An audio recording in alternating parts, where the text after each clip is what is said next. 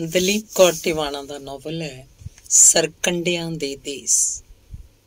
ਪਹਿਲਾ ਅੰਗ।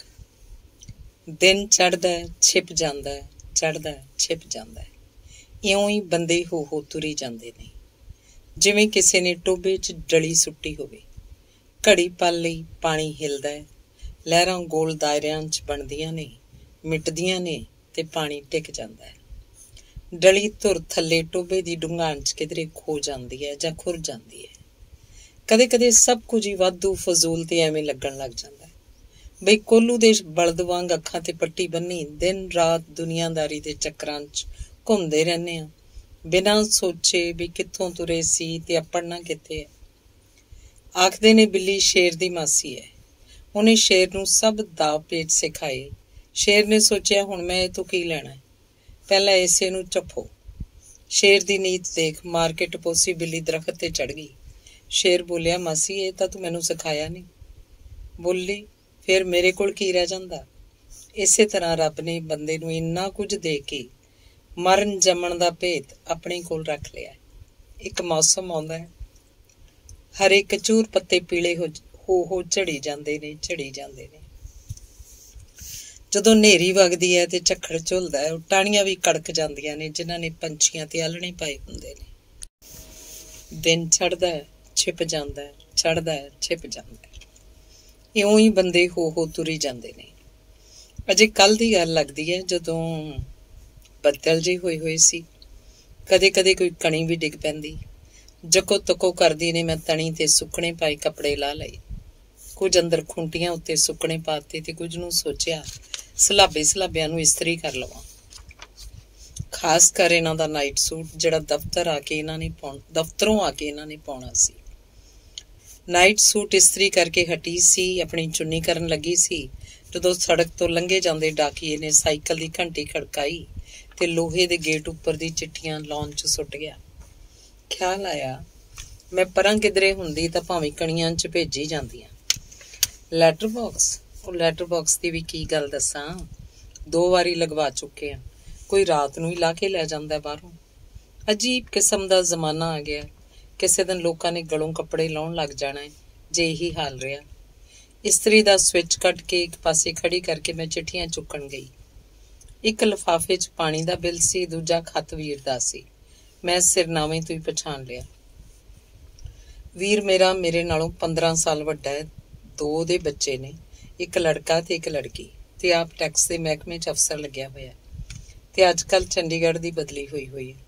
ਪਲਾਟ ਬਾਪੂ ਜੀ ਨੇ ਲੈ ਦਿੱਤਾ ਸੀ ਤੇ ਕੋਠੀ ਪਾਉਣ ਵੇਲੇ ਲੋਨ ਲੈ ਲਿਆ ਸੀ। ਅਜੇ ਤਾਈਂ ਕਿਸ਼ਤਾਂ ਦੇ ਰਿਹਾ, ਪਰ ਚੰਡੀਗੜ੍ਹ ਵਰਗੇ ਸ਼ਹਿਰ 'ਚ ਕੋਠੀ ਹੋਣੀ ਬੜੀ ਵੱਡੀ ਗੱਲ ਹੈ, ਨਹੀਂ ਤਾਂ ਬੰਦੇ ਨੂੰ ਘਰ ਦਾ ਕਿਰਾਇਆ ਹੀ ਮਾਰ ਲੈਂਦਾ। ਕੋਠੀ ਬਣਾਉਣ 'ਚ ਵੀਰ ਤਾਂ ਸ਼ਾਇਦ ਘੋਲ ਹੀ ਕਰ ਦਿੰਦਾ ਜੇ ਭਾਬੀ ਐਡਾ ਮਗਰ ਨਾ ਪੈਂਦੀ। ਅਸਲ 'ਚ ਆਪਣੇ ਘਰ ਤੋਂ ਬਿਨਾਂ ਔਰਤ ਨੂੰ ਲੱਗਦਾ ਰਹਿੰਦਾ ਜਿਵੇਂ ਧਰਤੀ ਦੀ ਥਾਂ ਉਹ ਇੱਕ ਗਮਲੇ 'ਚ ਉੱਗੀ ਵੇਲ ਹੋਵੇ। ਹਾਂ, ਇੱਕ ਖੱਤ ਵੀਰ ਦਾ ਸੀ। ਇੱਕ ਮਨ ਹੋਇਆ ਪਹਿਲੇ ਕੱਪੜੇ ਇਸਤਰੀ ਕਰ ਲਵਾਂ, ਖੱਤ ਫਿਰ ਆਰਾਮ ਨਾਲ ਪੜ੍ਹਾਂਗੀ। ਪਰ ਸਟੂਲ ਤੇ ਹੀ ਬੈਠ ਮੈਂ ਖੱਤ ਪੜ੍ਹਨ ਲੱਗ ਪਈ। ਲਿਖਿਆ ਸੀ, ਮਨੀ ਭੈਣ ਮੱਥਾ ਟੇਕਦਾ। ਪੜ੍ਹਦਿਆਂ ਮੈਨੂੰ ਹਾਸਾ ਆ ਗਿਆ ਕਿ ਮੇਰੇ ਨਾਲੋਂ ਏਡਾ ਵੱਡਾ ਹੋ ਕੇ ਵੀ ਇਹ ਗੱਲ ਜ਼ਰੂਰ ਲਿਖਦਾ ਸੀ, ਮਨੀ ਭੈਣ ਮੱਥਾ ਟੇਕਦਾ। ਅੱਗੇ ਲਿਖਿਆ ਸੀ, ਇੱਥੇ ਅਸੀਂ ਸਭ ਠੀਕ ਠਾਕ ਹਾਂ, ਖਿਆਲ ਹੈ ਤੂੰ ਤੇ ਜੀਜਾ ਜੀ ਠੀਕ ਠਾਕ ਹੋਗੇ। ਗੱਲ ਇਉਂ ਹੈ ਕਿ ਪ੍ਰੀਤੀ ਲਈ ਇੱਕ ਲੜਕਾ ਦੇਖਿਆ। ਉਹ ਮੇਰੇ ਇੱਕ ਕੁਲੀਗ ਦਾ ਭਰਾ ਹੈ। ਇਹ ਮੇਰਾ ਕੁਲੀਗ ਬੜਾ ਹੀ ਸ਼ਰੀਫ ਬੰਦਾ ਹੈ, ਭਾਈ ਵੀ ਇਹਦਾ ਸਾਊ ਹੀ ਲੱਗਦਾ ਹੈ। ਫਿਜ਼ੀਕਲ ਐਜੂਕੇਸ਼ਨ ਦੀ MA ਕਰਕੇ ਕਾਲਜ 'ਚ ਲੱਗਿਆ ਹੋਇਆ ਤੇ 20 ਕਿੱਲੇ ਜ਼ਮੀਨ ਵੀ ਉਹਦੇ ਹਿੱਸੇ ਆਉਂਦੀ ਹੈ। ਅਗਲੇ ਐਤਵਾਰ ਉਹ ਪ੍ਰੀਤੀ ਨੂੰ ਦੇਖਣ ਆਉਣਗੇ। ਤੂੰ ਜ਼ਰੂਰ ਆ ਜਾਈਂ। ਜੇ ਸੋਮਵਾਰ ਦੀ ਛੁੱਟੀ ਮਿਲ ਸਕੇ ਤਾਂ ਜੀਜਾ ਜੀ ਨੂੰ ਆਖੀ ਉਹ ਵੀ ਜ਼ਰੂਰ ਨਾਲ ਆ ਜਾਣ। ਤੇਰਾ ਵੀਰ ਹਰਦਿਆਲ। ਚਿੱਠੀ ਉਸੇ ਤਰ੍ਹਾਂ ਹੱਥ 'ਚ ਫੜੀ ਮੈਂ ਸਟੂਲ ਤੋਂ ਉੱਠ ਕੋਲ ਪਈ ਕੁਰਸੀ ਤੇ ਬੈਠ ਗਈ। ਕਈ ਗੱਲਾਂ ਮਨ 'ਚ ਆਈਆਂ ਕਿ ਵੱਡਾ ਵੀਰ ਪ੍ਰੀਤੀ ਦਾ ਬਾਪ ਤਾਂ ਆਖਦਾ ਹੁੰਦਾ ਸੀ ਪ੍ਰੀਤੀ ਨੂੰ ਮੈਂ ਬਹੁਤ ਪੜ੍ਹਾਉਣਾ ਹੈ, ਤੇ ਉਹ ਤਾਂ ਅਜੇ BA 'ਚ ਹੋਈ ਹੈ ਕਿ ਛੋਟੇ ਵੀਰ ਨੂੰ ਇਹਦੇ ਵਿਆਹ ਦਾ ਵੀ ਫਿਕਰ ਪੈ ਗਿਆ। ਪਰ ਨਹੀਂ, ਛੋਟਾ ਵੀਰ ਸਿਆਣਾ ਹੈ, ਉਹ ਸਭ ਸਮਝਦਾ ਹੈ। ਵੱਡਾ ਵੀਰ ਜਿਉਂਦਾ ਹੁੰਦਾ ਗੱਲ ਹੋਰ ਸੀ, ਉਹ ਨਾ ਸਹੀ ਘੱਟੋ ਘੱਟ ਪ੍ਰੀਤੀ ਦੀ ਮਾਂ ਹੀ ਜਿਉਂਦੀ ਹੁੰਦੀ। ਇਉਂ ਸੋਚਦਿਆਂ ਮੈਨੂੰ ਪ੍ਰੀਤੀ ਦੀ ਮਾਂ ਮਾਇਆ ਭਾਬੀ ਯਾਦ ਆਈ। ਮੇਰੇ ਵਿਆਹ ਵੇਲੇ ਆਪਣਾ ਰਾਣੀ ਹਾਰ ਉਹਨੇ ਮੈਨੂੰ ਦੇ ਦਿੱਤਾ ਸੀ। ਮੈਂ ਬਥੇਰਾ ਆਖਿਆ ਵੀ ਬਾਪੂ ਜੀ ਨੇ ਮੈਨੂੰ ਸਭ ਚੀਜ਼ਾਂ ਬਣਵਾਈ ਦਿੱਤੀਆਂ ਨੇ। ਆਖਣ ਲੱਗੀ ਮੈਂ ਕਿਹੜਾ ਪਾਉਣੀ ਆ, ਵਾਧੂ ਹੀ ਪਿਆ ਨਾ, ਤੂੰ ਪਾ ਲਿਆ ਕਰੀ। ਇਹੋ ਜਿਹੀਆਂ ਵੀ ਔਰਤਾਂ ਹੁੰਦੀਆਂ ਨੇ, ਪਰ ਰੱਬ ਨੇ ਨਾ ਖਿਆਲ ਕੀਤਾ ਵਿਚਾਰੀ ਦਾ। ਪ੍ਰੀਤੀ ਅਜੇ 7 ਸਾਲਾਂ ਦੀ ਸੀ ਮਸਾਂ ਜਦੋਂ ਵੱਡਾ ਵੀਰ ਮਰ ਗਿਆ। ਮਰ ਕਾਹਦਾ ਗਿਆ, ਮਾਰਿਆ ਗਿਆ। ਸਾਰੀ 10 ਦਿਨ ਲੜਾਈ ਲੱਗੀ ਸੀ ਤੇ ਉਸ 'ਚ ਜਿਹੜੇ 33 ਅਫਸਰ ਮਾਰੇ ਗਏ ਸੀ ਉਹਨਾਂ 'ਚ ਇੱਕ ਵੱਡਾ ਵੀਰ ਵੀ ਸੀ।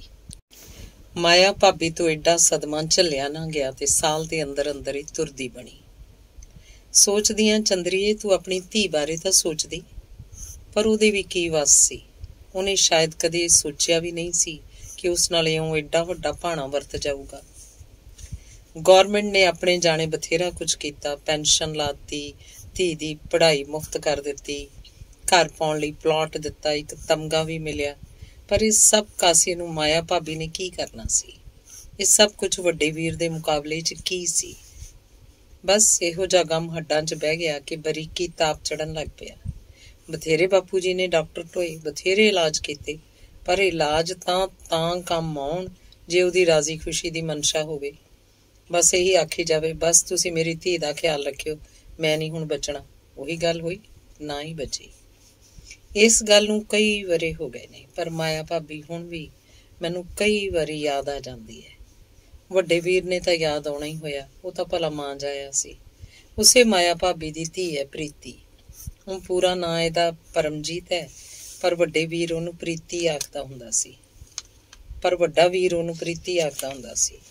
ਕੁਝ ਚਿਰ ਤਾਂ ਪ੍ਰੀਤੀ ਪਿੰਡ 'ਚ ਮਾਂ ਜੀ ਤੇ ਬਾਪੂ ਜੀ ਕੋਲ ਰਹੀ, ਪਰ ਜਦੋਂ ਮਾਂ ਜੀ ਸਵਰਗਵਾਸ ਹੋ ਗਏ ਤਾਂ ਛੋਟਾ ਵੀਰ ਉਹਨੂੰ ਆਪਣੇ ਕੋਲ ਜਲੰਧਰ ਲੈ ਆਇਆ।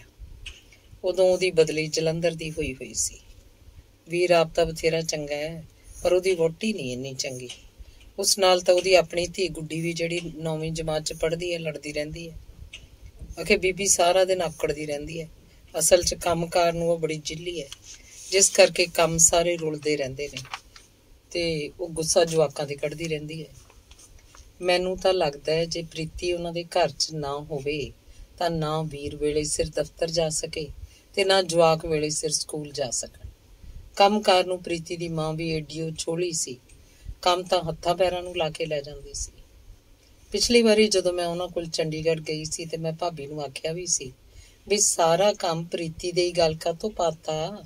ਆਖਣ ਲੱਗੀ ਮੈਂ ਤਾਂ ਬਥੇਰਾ ਇਹਨਾਂ ਨੂੰ ਆਖਦੀ ਆਂ ਵੀ ਕੋਈ ਛੋਟਾ ਮੋਟਾ ਮੁੰਡਾ ਰੱਖ ਲਈਏ, ਪਰ ਨੌਕਰ ਅੱਜ ਕੱਲ੍ਹ ਥਿਆਉਂਦੇ ਕਿਹੜਾ ਨੇ।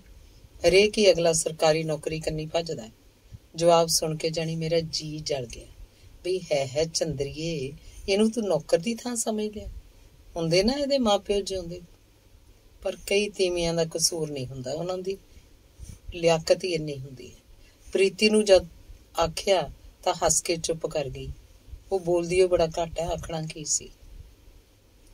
ਚਿੱਠੀ ਪੜ੍ਹ ਕੇ ਸੋਚਿਆ ਚੰਗਾ ਕੀਤਾ ਵੀਰ ਨੇ ਛੇਤੀ ਉਹਦੇ ਵਿਆਹ ਦੀ ਸੋਚ ਲਈ। ਕੋਈ ਚੰਗਾ ਘਰ ਮਿਲ ਗਿਆ ਤਾਂ ਇੱਕ ਤਾਂ ਵੀਰ ਦੇ ਸਿਰ ਤੋਂ ਬੋਝ ਉਤਰੂ ਤੇ ਦੂਜਾ ਪ੍ਰੀਤੀ ਸੌਖੀ ਹੋ ਜਾਊ। ਫਾਟਕ ਦਾ ਕਿਸੇ ਨੇ ਕੁੰਡਾ ਖੜਕਾਇਆ, ਉੱਠ ਕੇ ਗਈ। ਡਾਕਟਰ ਅਮਰ ਸਿੰਘ ਦੇ ਘਰੋਂ ਸੀ। ਆਥਣੇ ਸਤਸੰਗ 'ਚ ਆਉਣ ਲਈ ਆਖਣ ਆਈ ਸੀ। ਮੈਂ ਕਿਹਾ ਚੰਗਾ ਆ ਜਾਵਾਂਗੀ। ਡਾਕਟਰ ਅਮਰ ਸਿੰਘ ਦੀ ਘਰਵਾਲੀ ਨੇ ਤਾਂ ਕੁੜੀਆਂ ਸਾਰੀਆਂ ਵਿਆਹ ਦਿੱਤੀਆਂ ਤੇ ਮੁੰਡਾ ਵਲਾਇਤ ਜਾ ਕੇ ਵੱਸ ਗਿਆ। ਹੁਣ ਹੋਰ ਕੀ ਕਰਨਾ, ਸਤਸੰਗ ਹੀ ਕਰਨੇ ਨੇ। ਪਰ ਸਾਡੇ ਅਰਗਿਆਂ ਨੂੰ ਤਾਂ 100 ਘਰਾਂ ਦੇ ਕੰਮ ਨੇ। ਪਰ ਚਲੋ 2 ਘੜੀ ਹੋ ਆਉਂਗੀ, ਨਹੀਂ ਤਾਂ ਅਗਲੀ ਨੇ ਆਖਣਾ ਵੀ ਖਬਰ ਨਹੀਂ ਕਾਹਦਾ ਨਖਰਾ ਆਈ ਹੀ ਨਹੀਂ। ਫਾਟਕ ਬੰਦ ਕਰਕੇ ਤੁਰੀ ਆਉਂਦੀ ਨੇ ਦੇਖਿਆ ਬਰਾਂਡੇ 'ਚ ਅਖਬਾਰ ਡਿੱਗਿਆ ਪਿਆ ਸੀ ਮੇਜ਼ ਕੋਲ। ਸਵੇਰੇ ਪੜ੍ਹਦੇ ਇੱਥੇ ਹੀ ਰੱਖ ਗਏ ਨੇ, ਜੇ ਪੜ੍ਹਨਾ ਰਹਿੰਦਾ ਹੋਇਆ ਤਾਂ ਆਥਣੇ ਫੇਰ ਮੰਗਣਗੇ। ਨਿੱਤ ਅਖਬਾਰ 'ਚੋਂ ਖਬਰ ਨਹੀਂ, ਇੰਨਾ ਚਿਰ ਕੀ ਪੜ੍ਹਦੇ ਰਹਿੰਦੇ ਨੇ। ਨਾਲੇ ਸੰਸਾਰ ਨੇ ਤਾਂ ਐਵੇਂ ਹੀ ਤੁਰਦੇ ਰਹਿਣਾ, ਭਾਵੇਂ ਅਖਬਾਰ ਪੜ੍ਹੋ ਭਾਵੇਂ ਨਾ। ਨਾਲੇ ਇਹੀ ਲਿਖਿਆ ਹੁੰਦਾ ਨਾ ਵੀ ਫਲਾਣੀਆਂ ਚੀਜ਼ਾਂ ਦੇ ਭਾਅ ਅੱਗੇ ਨਾਲੋਂ ਚੜ੍ਹ ਗਏ ਨੇ। ਇਸ 'ਚ ਪੜ੍ਹਨ ਵਾਲੀ ਭਲਾ ਕੀ ਗੱਲ ਹੈ? ਪੜ੍ਹ ਕੇ ਇਹ ਤਾਂ ਹੈ ਨਹੀਂ ਵੀ ਭਾਅ ਚੜ੍ਹਨੋਂ ਰੋਕ ਲਓਗੇ। ਅਖਬਾਰ ਚੁੱਕ ਕੇ ਲਿਆ ਕੇ ਅੰਦਰ ਬਿਸਤਰੇ ਤੇ ਸਿਰਹਾਣੇ ਹੇਠ ਰੱਖਿਆ। ਚਿੱਠੀ ਵੀ ਮੁੜ ਕੇ ਲਿਫਾਫੇ 'ਚ ਪਾ ਕੇ ਅਖਬਾਰ ਦੇ ਕੋਲ ਹੀ ਧਰ ਦਿੱਤੀ ਬਈ ਆਪੇ ਪੜ੍ਹ ਲੈਣਗੇ। ਸੁੱਕਾ ਨੂੰ ਦੱਸਾਂ ਵੀ ਅਗਲੇ ਐਤਵਾਰ ਚੰਡੀਗੜ੍ਹ ਚੱਲਣਾ। ਮੁੜ ਕੇ ਆ ਕੇ ਇਸਤਰੀ ਮੁੜ ਕੇ ਲਾਈ ਤੇ ਬਾਕੀ ਦੇ ਕੱਪੜੇ ਇਸਤਰੀ ਕਰਨ ਜਾ ਲੱਗੀ। ਪਰ ਦਿਮਾਗ 'ਚ ਮੇਰੀ ਉਹੀ ਗੱਲ ਘੁੰਮਦੀ ਰਹੀ ਬਈ ਪ੍ਰੀਤੀ ਲਈ ਕੋਈ ਮੁੰਡਾ ਦੇਖਿਆ ਹੈ। ਅੰਕ 2। ਆਉਂਦੇ ਐਤਵਾਰ ਮੈਂ ਚੰਡੀਗੜ੍ਹ ਗਈ। ਸਾਡੇ ਗੁਆਂਢ 'ਚ ਚੋਰੀ ਹੋ ਜਾਣ ਕਰਕੇ ਮੇਰੇ ਨਾਲ ਨਹੀਂ ਗਏ। ਬਈ ਰਾਤ ਨੂੰ ਘਰ ਇਕੱਲਾ ਰਹੂ। ਨੌਕਰ ਦਾ ਕੀ ਹੁੰਦਾ? ਨਾਲੇ ਅੱਗੇ ਅਰਗੇ ਤਾਂ ਅੱਜ ਕੱਲ੍ਹ ਨੌਕਰ ਹੀ ਨਹੀਂ ਰਹੇ ਬਈ ਮਾਲਕ ਦੀ ਖਾਤਰ ਜਾਨ ਦੇਣ ਨੂੰ ਤਿਆਰ ਹੋਣ। ਮਾੜਾ ਜਿਹਾ ਝਿੜਕੋ ਫੱਟ ਆਖ ਦੇਣਗੇ ਹਮ ਨਹੀਂ ਕਰਦੇ ਤੁਮਾਰੀ ਨੌਕਰੀ। ਵੱਡੇ ਸ਼ਹਿਰਾਂ 'ਚ ਤਾਂ ਆਖਦੇ ਨੇ ਨੌਕਰਾਂ ਨੇ ਆਪਣੀਆਂ ਯੂਨੀਅਨਾਂ ਬਣਾ ਰੱਖੀਆਂ ਨੇ। ਆਖਦੇ ਨੇ 8 ਘੰਟੇ ਬਸ ਕੰਮ ਕਰਾਂਗੇ ਤੇ ਐਤਵਾਰ ਦੀ ਛੁੱਟੀ ਵੀ। ਕੋਈ ਪੁੱਛੇ ਵੀ ਐਤਵਾਰ ਨੂੰ ਕੀ ਰੋਟੀ ਨਹੀਂ ਖਾਣੀ ਹੁੰਦੀ? ਖੈਰ, ਐਤਵਾਰ ਮੈਂ ਚੰਡੀਗੜ੍ਹ ਗਈ। ਬੱਸ ਅੱਡੇ ਤੋਂ ਉਤਰ ਕੇ ਜਦ ਸਕੂਟਰ ਰਿਕਸ਼ਾ ਲੈਣ ਲੱਗੀ ਤਾਂ ਉਹ ਸਿੱਖ ਸੀ ਸਕੂਟਰ ਰਿਕਸ਼ੇ ਵਾਲਾ। ਬੋਲਿਆ 4 ਰੁਪਈਏ ਲੱਗਣਗੇ 16 ਸੈਕਟਰ ਦੇ। ਮੈਂ ਕਿਹਾ ਮੀਟਰ ਨਹੀਂ? ਬੋਲਿਆ ਮੀਟਰ ਖਰਾਬ ਹੈ। ਸੋਚਿਆ ਦੂਜਾ ਲੈ ਲੈਣੀ ਹੈ, ਪਰ ਉਹ ਵੀ ਬੋਲਿਆ ਮੀਟਰ ਖਰਾਬ ਹੈ। ਕੱਲੀ ਸਵਾਰੀ ਦੇਖ ਕੇ ਤਾਂ ਇਹਨਾਂ ਦਾ ਤਾਂ ਦਿਮਾਗ ਹੀ ਖਰਾਬ ਹੋ ਜਾਂਦਾ ਹੈ। ਮੈਂ ਕਿਹਾ ਭਾਈ ਮੈਂ ਪਹਿਲੀ ਵਾਰੀ ਤਾਂ ਨਹੀਂ ਚੰਡੀਗੜ੍ਹ ਆਈ, ਸਾਰਾ 1.5 ਰੁਪਈਆ ਲੱਗਦਾ 16 ਸੈਕਟਰ ਦਾ। ਆਖੇ ਬੀਬੀ ਉਹ ਜ਼ਮਾਨੇ ਗਏ ਜਦ 1.5 ਰੁਪਈਆ ਲੱਗਦਾ ਹੁੰਦਾ ਸੀ, ਹੁਣ 1.5 ਰੁਪਈਏ ਦਾ ਆਉਂਦਾ ਹੀ ਕੀ ਹੈ। ਕੋਈ ਪੁੱਛੇ ਵੀ ਭਾਈ ਮਹਿੰਗਾਈ ਸਿਰਫ ਤੇਰੀ ਖਾਤਰ ਤਾਂ ਨਹੀਂ ਹੋਈ, ਜਿਹਨੇ ਪੱਲਿਓਂ ਪੈਸੇ ਦੇਣੇ ਨੇ ਉਸ ਖਾਤਰ ਨਹੀਂ ਮਹਿੰਗਾਈ ਹੋਈ। ਮੇਰੇ ਕੋਲ ਕਿਹੜਾ ਭਾਰਾ ਬੋਝ ਸੀ। 17 ਸੈਕਟਰ ਦੀ ਮਾਰਕੀਟ ਤਾਂ ਹੀ ਤੁਰ ਕੇ ਚਲੀ ਗਈ, ਉੱਥੋਂ ਦੂਜਾ ਰਿਕਸ਼ਾ 1.25 ਰੁਪਈਏ 'ਚ ਹੀ ਚਲਾ ਗਿਆ। ਇਹ ਤਾਂ ਪਰਤਿਆਈ ਹੋਈ ਗੱਲ ਹੈ ਵੀ ਵਾਜਬ ਪੈਸੇ ਮੰਗੂਗਾ ਤਾਂ ਪੂਰਬੀਆ ਮੰਗੂਗਾ, ਇਸ ਲਈ ਦੂਜੇ ਨੂੰ ਮੈਂ ਤਾਂ ਪੁੱਛਦੀ ਹੋਈ ਨਹੀਂ। ਘਰ ਪਹੁੰਚੀ ਤਾਂ ਅੱਗੋਂ ਬਾਪੂ ਜੀ ਵੀ ਆਏ ਹੋਏ ਸੀ। ਮੈਂ ਸਤਿ ਸ਼੍ਰੀ ਅਕਾਲ ਆਖੀ। ਉਹ ਸਿਰ ਪਲੋਸ ਕੇ ਬੋਲੇ ਕਾਕਾ ਨਹੀਂ ਆਇਆ ਨਾਲ? ਮੈਂ ਦੱਸਿਆ ਸਾਡੇ ਗੁਆਂਢ ਚੋਰੀ ਹੋ ਗਈ। ਫੇਰ ਵੀ ਮੇਰਾ ਇਉਂ ਇਕੱਲੀ ਦਾ ਆਉਣਾ ਉਹਨਾਂ ਨੂੰ ਚੰਗਾ ਨਹੀਂ ਸੀ ਲੱਗਿਆ। ਬੋਲੇ ਏਡੀ ਗੱਲ ਸੀ ਆਥਣੇ ਮੁੜ ਜਾਣਾ। ਆਥਣੇ ਮੁੜ ਜਾਂਦਾ ਜਾਂ ਕਿਸੇ ਨੂੰ ਪਿੱਛੇ ਘਰ ਸੌਣ ਲਈ ਆਖ ਆਉਂਦਾ। ਮੈਂ ਚੁੱਪ ਕਰ ਰਹੀ। ਬਾਪੂ ਜੀ ਤਾਂ ਪੁਰਾਣੇ ਖਿਆਲਾਂ ਦੇ ਨੇ, ਉਹਨਾਂ ਨੂੰ ਕੀ ਸਮਝਾਈਏ। ਵੀਰ ਤਾਂ ਵਿੱਚੋਂ ਇਸ ਗੱਲੋਂ ਵੀ ਡਰਦਾ ਸੀ ਕਿ ਕਿਤੇ ਕਿਸੇ ਨਿੱਕੀ ਮੋਟੀ ਗੱਲੋਂ ਬਾਪੂ ਜੀ ਨਾ ਕਰ ਦੇਣ ਮੁੰਡੇ ਨੂੰ ਵੇਖ ਕੇ। ਇੱਕ ਥਾਂ ਪਹਿਲਾਂ ਵੀ ਲੜਕਾ ਦੇਖਣ ਗਏ ਸੀ। ਬਾਪੂ ਜੀ ਵੀਰ ਦੱਸਦਾ ਹੈ ਚੰਗੇ ਭਲੇ ਮੁੰਡੇ ਨੂੰ ਜਵਾਬ ਦੇ ਆਏ। ਆਖੇ ਕਾਲਾ ਬੋਲਦਾ, ਇਹਨੇ ਮੁੰਡਾ ਸਿਆਣਾ ਦੀਂਦਾ। ਆਉਣ ਵਾਲੇ ਮਹਿਮਾਨਾਂ ਦੀ ਖਾਤਰ ਭਾਬੀ ਨੇ ਘਰ ਨੂੰ ਬੜਾ ਲਿਸ਼ਕਾ ਪੁਸ਼ਕਾ ਰੱਖਿਆ ਸੀ ਤੇ ਕਿੰਨੀਆਂ ਸਾਰੀਆਂ ਚੀਜ਼ਾਂ ਚਾਹ ਦੇ ਨਾਲ ਨੂੰ ਮੰਗਵਾਈਆਂ ਹੋਈਆਂ ਸੀ। ਪ੍ਰੀਤੀ ਅੰਦਰ ਬੈਠੀ ਬਬਲੀ ਦਾ ਫਰਾਕ ਸੀ ਰਹੀ ਸੀ। ਮੈਨੂੰ ਸਤਿ ਸ਼੍ਰੀ ਅਕਾਲ ਬੁਲਾ ਕੇ ਨੀਵੀਂ ਪਾਈ ਉਸੇ ਤਰ੍ਹਾਂ ਫਰਾਕ ਸਿਉਂਦੀ ਰਹੀ। ਕੁਝ ਹਯਾ, ਕੁਝ ਤਾਵਲਾਪਨ, ਕੁਝ ਬੇਚੈਨੀ ਨੇ ਰਲ ਕੇ ਉਹਦੇ ਚਿਹਰੇ ਤੇ ਬੇਮਲੂਮੀ ਜੀ ਘਬਰਾਹਟ ਦਾ ਰੰਗ ਲੈ ਆਂਦਾ ਹੋਇਆ ਸੀ, ਪਰ ਉਹ ਚੰਗੀ ਲੱਗ ਰਹੀ ਸੀ। ਪ੍ਰੀਤੀ ਉੱਠ ਕੇ ਤਿਆਰ ਹੋ ਨਾ? ਮੈਂ ਘੜੀ ਵੱਲ ਦੇਖ ਕੇ ਪੁੱਛਿਆ। ਉਹ ਝੇਂਪ ਜੀ ਗਈ, ਬੋਲੀ ਕੁਝ ਨਾ। ਉੱਠ ਫੇਰ ਸਿਉਂ ਲਈ ਆਖ ਮੈਂ ਬਾਂਹ ਤੋਂ ਫੜ ਕੇ ਉਠਾ ਲਈ। ਪ੍ਰੀਤੀ ਪਿੰਕ ਸੂਟ ਪਾ ਲੈ, ਭਾਬੀ ਨੇ ਆਖਿਆ। ਪ੍ਰੀਤੀ ਚੁੱਪਚਾਪ ਉੱਠੀ, ਆਪਣੇ ਕਮਰੇ 'ਚ ਜਾ ਕੇ ਕੱਪੜੇ ਕੱਢੇ ਤੇ ਗੁਸਲਖਾਨੇ 'ਚ ਜਾ ਕੇ ਬਦਲ ਆਈ। ਸਿੱਧਾ ਚੀਰ ਕੱਢ ਕੇ ਵਾਲ ਵਾਏ ਤੇ ਹਰ ਰੋਜ਼ ਵਾਂਗ ਢਿੱਲੀ ਜੀ ਗੁੱਤ ਕਰ ਲਈ। ਇਉਂ ਕਰ ਪ੍ਰੀਤੀ ਹਲਕੀ ਜਿਹੀ ਪਿੰਕ ਲਿਪਸਟਿਕ ਵੀ ਲਗਾ ਲੈ, ਮੈਂ ਆਖਿਆ। ਨਹੀਂ ਮਨੀ ਆਂਟੀ, ਚਾਚਾ ਜੀ ਤੇ ਨਾਲੇ ਬਾਬਾ ਜੀ ਤੋਂ ਸੰਗ ਲੱਗੂਗੀ, ਪ੍ਰੀਤੀ ਨੇ ਹੌਲੀ ਜੀ ਆਖਿਆ। ਨਹੀਂ ਕਮਲੀ, ਥੋੜੀ ਜੀ ਲਗਾ ਲੈ, ਹੈ ਤੇਰੇ ਕੋਲ? ਮੈਂ ਪੁੱਛਿਆ। ਉਹਨੇ ਨਾਂ 'ਚ ਸਿਰ ਹਿਲਾਇਆ। ਮੈਂ ਪਰਸ ਵਿੱਚੋਂ ਆਪਣੀ ਲਿਪਸਟਿਕ ਕੱਢੀ ਤੇ ਖੋਲ ਕੇ ਵਿਖਾਉਂਦੀ ਨੇ ਕਿਹਾ, ਅਜੇ ਕੱਲ ਹੀ ਖਰੀਦੀ ਸੀ, ਨਵੀਂ ਹੋਈ ਹੈ, ਮੈਕਸ ਫੈਕਟਰ ਦੀ, ਮੈਂ ਹੋਰ ਲੈ ਲਊਂਗੀ। ਚੱਕਦੀ ਪ੍ਰੀਤੀ ਨੇ ਲਿਪਸਟਿਕ ਲੈ ਲਈ, ਪਿੰਕ ਸੂਟ ਪਾਈ, ਹਲਕੀ ਜਿਹੀ ਲਿਪਸਟਿਕ ਲਗਾਈ, ਕੱਜਲ ਪਾਈ, ਸਿਰ ਤੇ ਚੁੰਨੀ ਲਈ। ਪ੍ਰੀਤ ਬੜੀ ਸੋਹਣੀ ਲੱਗ ਰਹੀ ਸੀ। ਟੱਚਵੁੱਡ ਕਿਧਰੇ ਨਜ਼ਰ ਹੀ ਨਾ ਲੱਗ ਜਾਏ।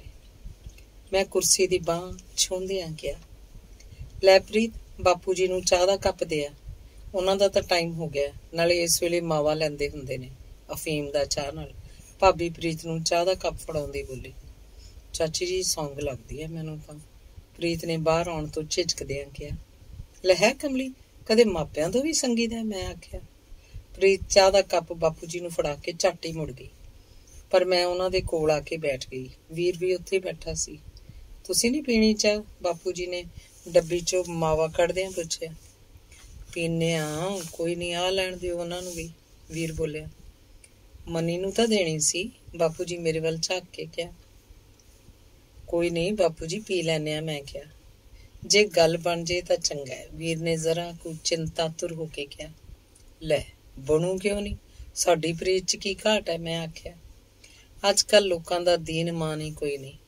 ਇੱਕ ਦੋ ਥਾਂ ਗੱਲ ਤੋਰੀ, ਅਗਲੇ ਕਹਿਣ ਕੁੜੀ ਦੇ ਮਾਂ ਪਿਓ ਨਹੀਂ, ਭਰਾ ਨਹੀਂ, ਵੀ ਸਹੁਰੇ ਹੋਏ ਕਿ ਕੁੜੀ ਦੀ ਗਲਤੀ ਹੈ, ਵੀਰ ਬੋਲਿਆ। ਨਾ ਉਹਨਾਂ ਨੇ ਆਪ ਕੋਈ ਕੀਲੇ ਗੱਡੇ ਹੋਏ ਨੇ।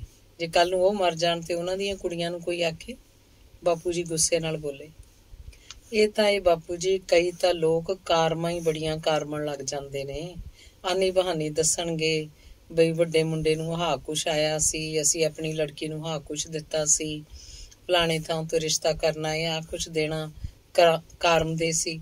ਤੇ ਨਾਲ ਹੀ ਆਖੀ ਜਾਣਗੇ ਲੈਣ ਦੇਣ ਦੀ ਸਾਨੂੰ ਕੋਈ ਭੁੱਖ ਨਹੀਂ, ਰੱਬ ਦਾ ਦਿੱਤਾ ਬਥੇਰਾ ਕੁਛ ਹੈ। ਮੈਂ ਆਖਿਆ ਇਹ ਕੋਈ ਗੱਲ ਨਹੀਂ।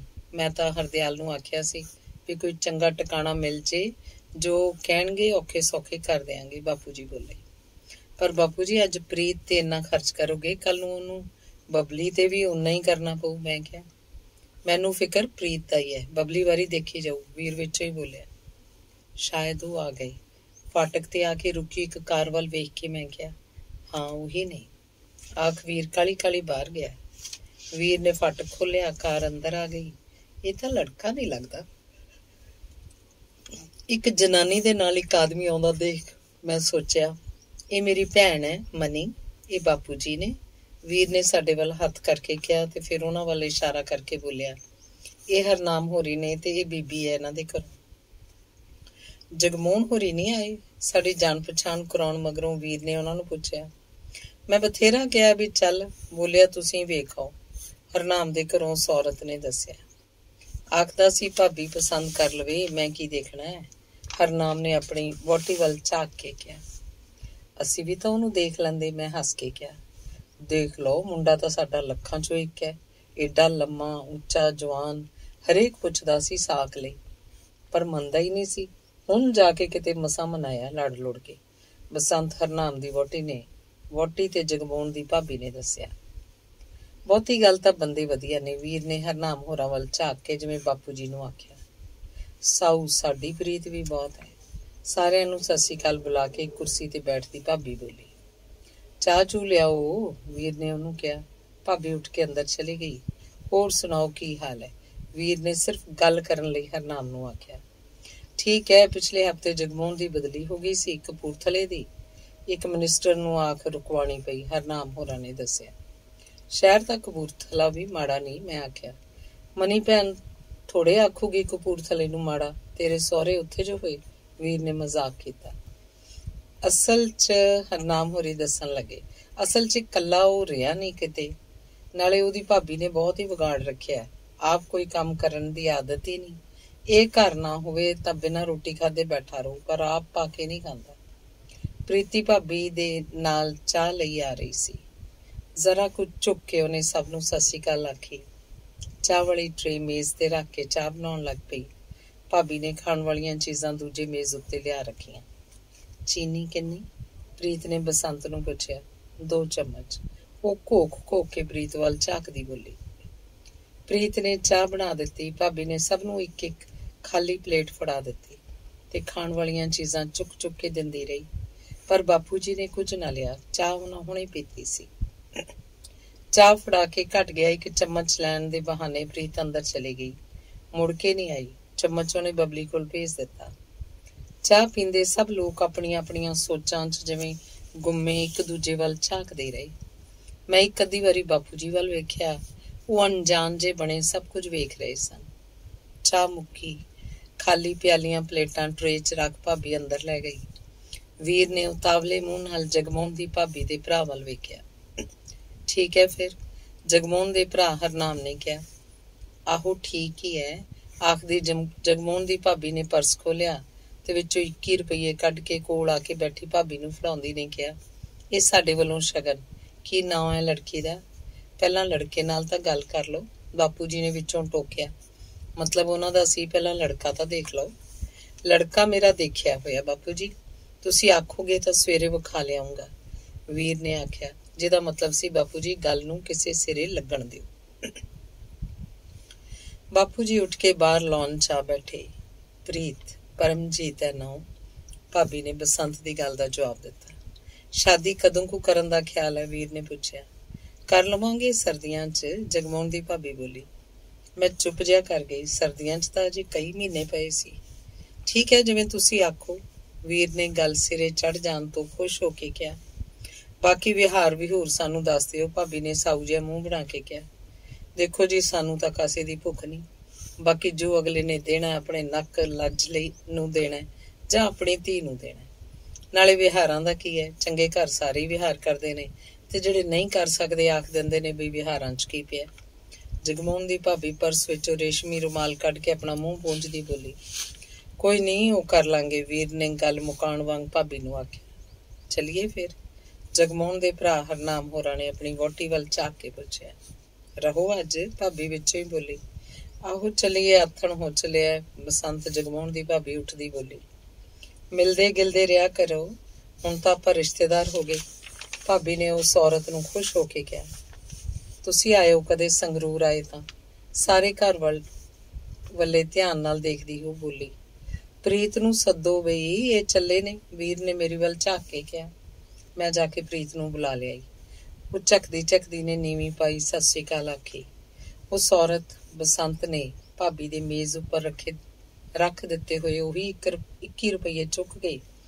ਪ੍ਰੀਤ ਨੂੰ ਦਿੰਦੀ ਨੇ ਕਿਹਾ, ਕੁਛ ਖਾਇਆ ਪੀਆ ਕਰ, ਵਿਆਹ ਤਾਈਂ ਕੁਛ ਤਾਂ ਲੱਗੇ, ਬੜੀ ਉਹ ਪਤਲੀ ਹੈ। ਇਹ ਉਹਨੇ ਭਾਬੀ ਵੱਲ ਝਾਕ ਕੇ ਕਿਹਾ। ਸ਼ੁਰੂ ਤੋਂ ਹੀ ਇਹੋ ਜੀ ਹੈ, ਭਾਬੀ ਬੋਲੀ। ਪ੍ਰੀਤ ਪੈਰ ਮਲਦੀ ਮਲਕ ਦੇ ਕੇ ਅੰਦਰ ਨੂੰ ਮੁੜ ਗਈ। ਬਾਕੀ ਸਾਰੇ ਜਣੇ ਬਾਹਰ ਆ ਗਏ। ਬਾਪੂ ਜੀ ਸ਼ਾਇਦ ਕੋਠੇ ਤੇ ਜਾ ਕੇ ਪੈ ਗਏ ਸਨ, ਇਸ ਲਈ ਕਿਧਰੇ ਨਾ ਦਿਸੇ। ਕੋਠੀ ਤੁਹਾਡੀ ਆਪਣੀ ਹੈ ਕਿ ਕਿਰਾਏ ਤੇ ਹੈ? ਉਸ ਔਰਤ ਨੇ ਆਲੇ ਦੁਆਲੇ ਦੀ ਖੁੱਲੀ ਥਾਂ ਵੱਲ ਝਾਕ ਕੇ ਪੁੱਛਿਆ। ਆਪਣੀ ਹੀ ਹੈ, ਭਾਬੀ ਬੋਲੀ, ਅਸੀਂ ਵੀ ਪਾਉਣੀ ਹੈ, ਇੱਥੇ ਚੰਡੀਗੜ੍ਹ ਪਲਾਟ ਲਿਆ ਹੋਇਆ। ਜਗਮੋਹਨ ਹੋਰੀ ਵੀ ਆ ਜਾਂਦੇ ਤਾਂ ਚੰਗਾ ਸੀ, ਵੀਰ ਨੇ ਕਿਹਾ। ਉਹਦਾ ਨਹੀਂ ਅੜਿੱਕਾ, ਉਹਨੂੰ ਤਾਂ ਜਿਵੇਂ ਉਹਦੀ ਭਾਬੀ ਆਖੂ ਕਰ ਲੂ, ਜਗਮੋਹਨ ਦੇ ਭਰਾ ਨੇ ਉੱਤਰ ਦਿੱਤਾ।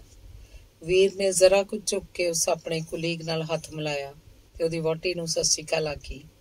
ਮੈਂ ਤੇ ਭਾਬੀ ਨੇ ਵੀ, ਤੇ ਉਹ ਕਾਰ 'ਚ ਬੈਠ ਕੇ ਚਲੇ ਗਏ।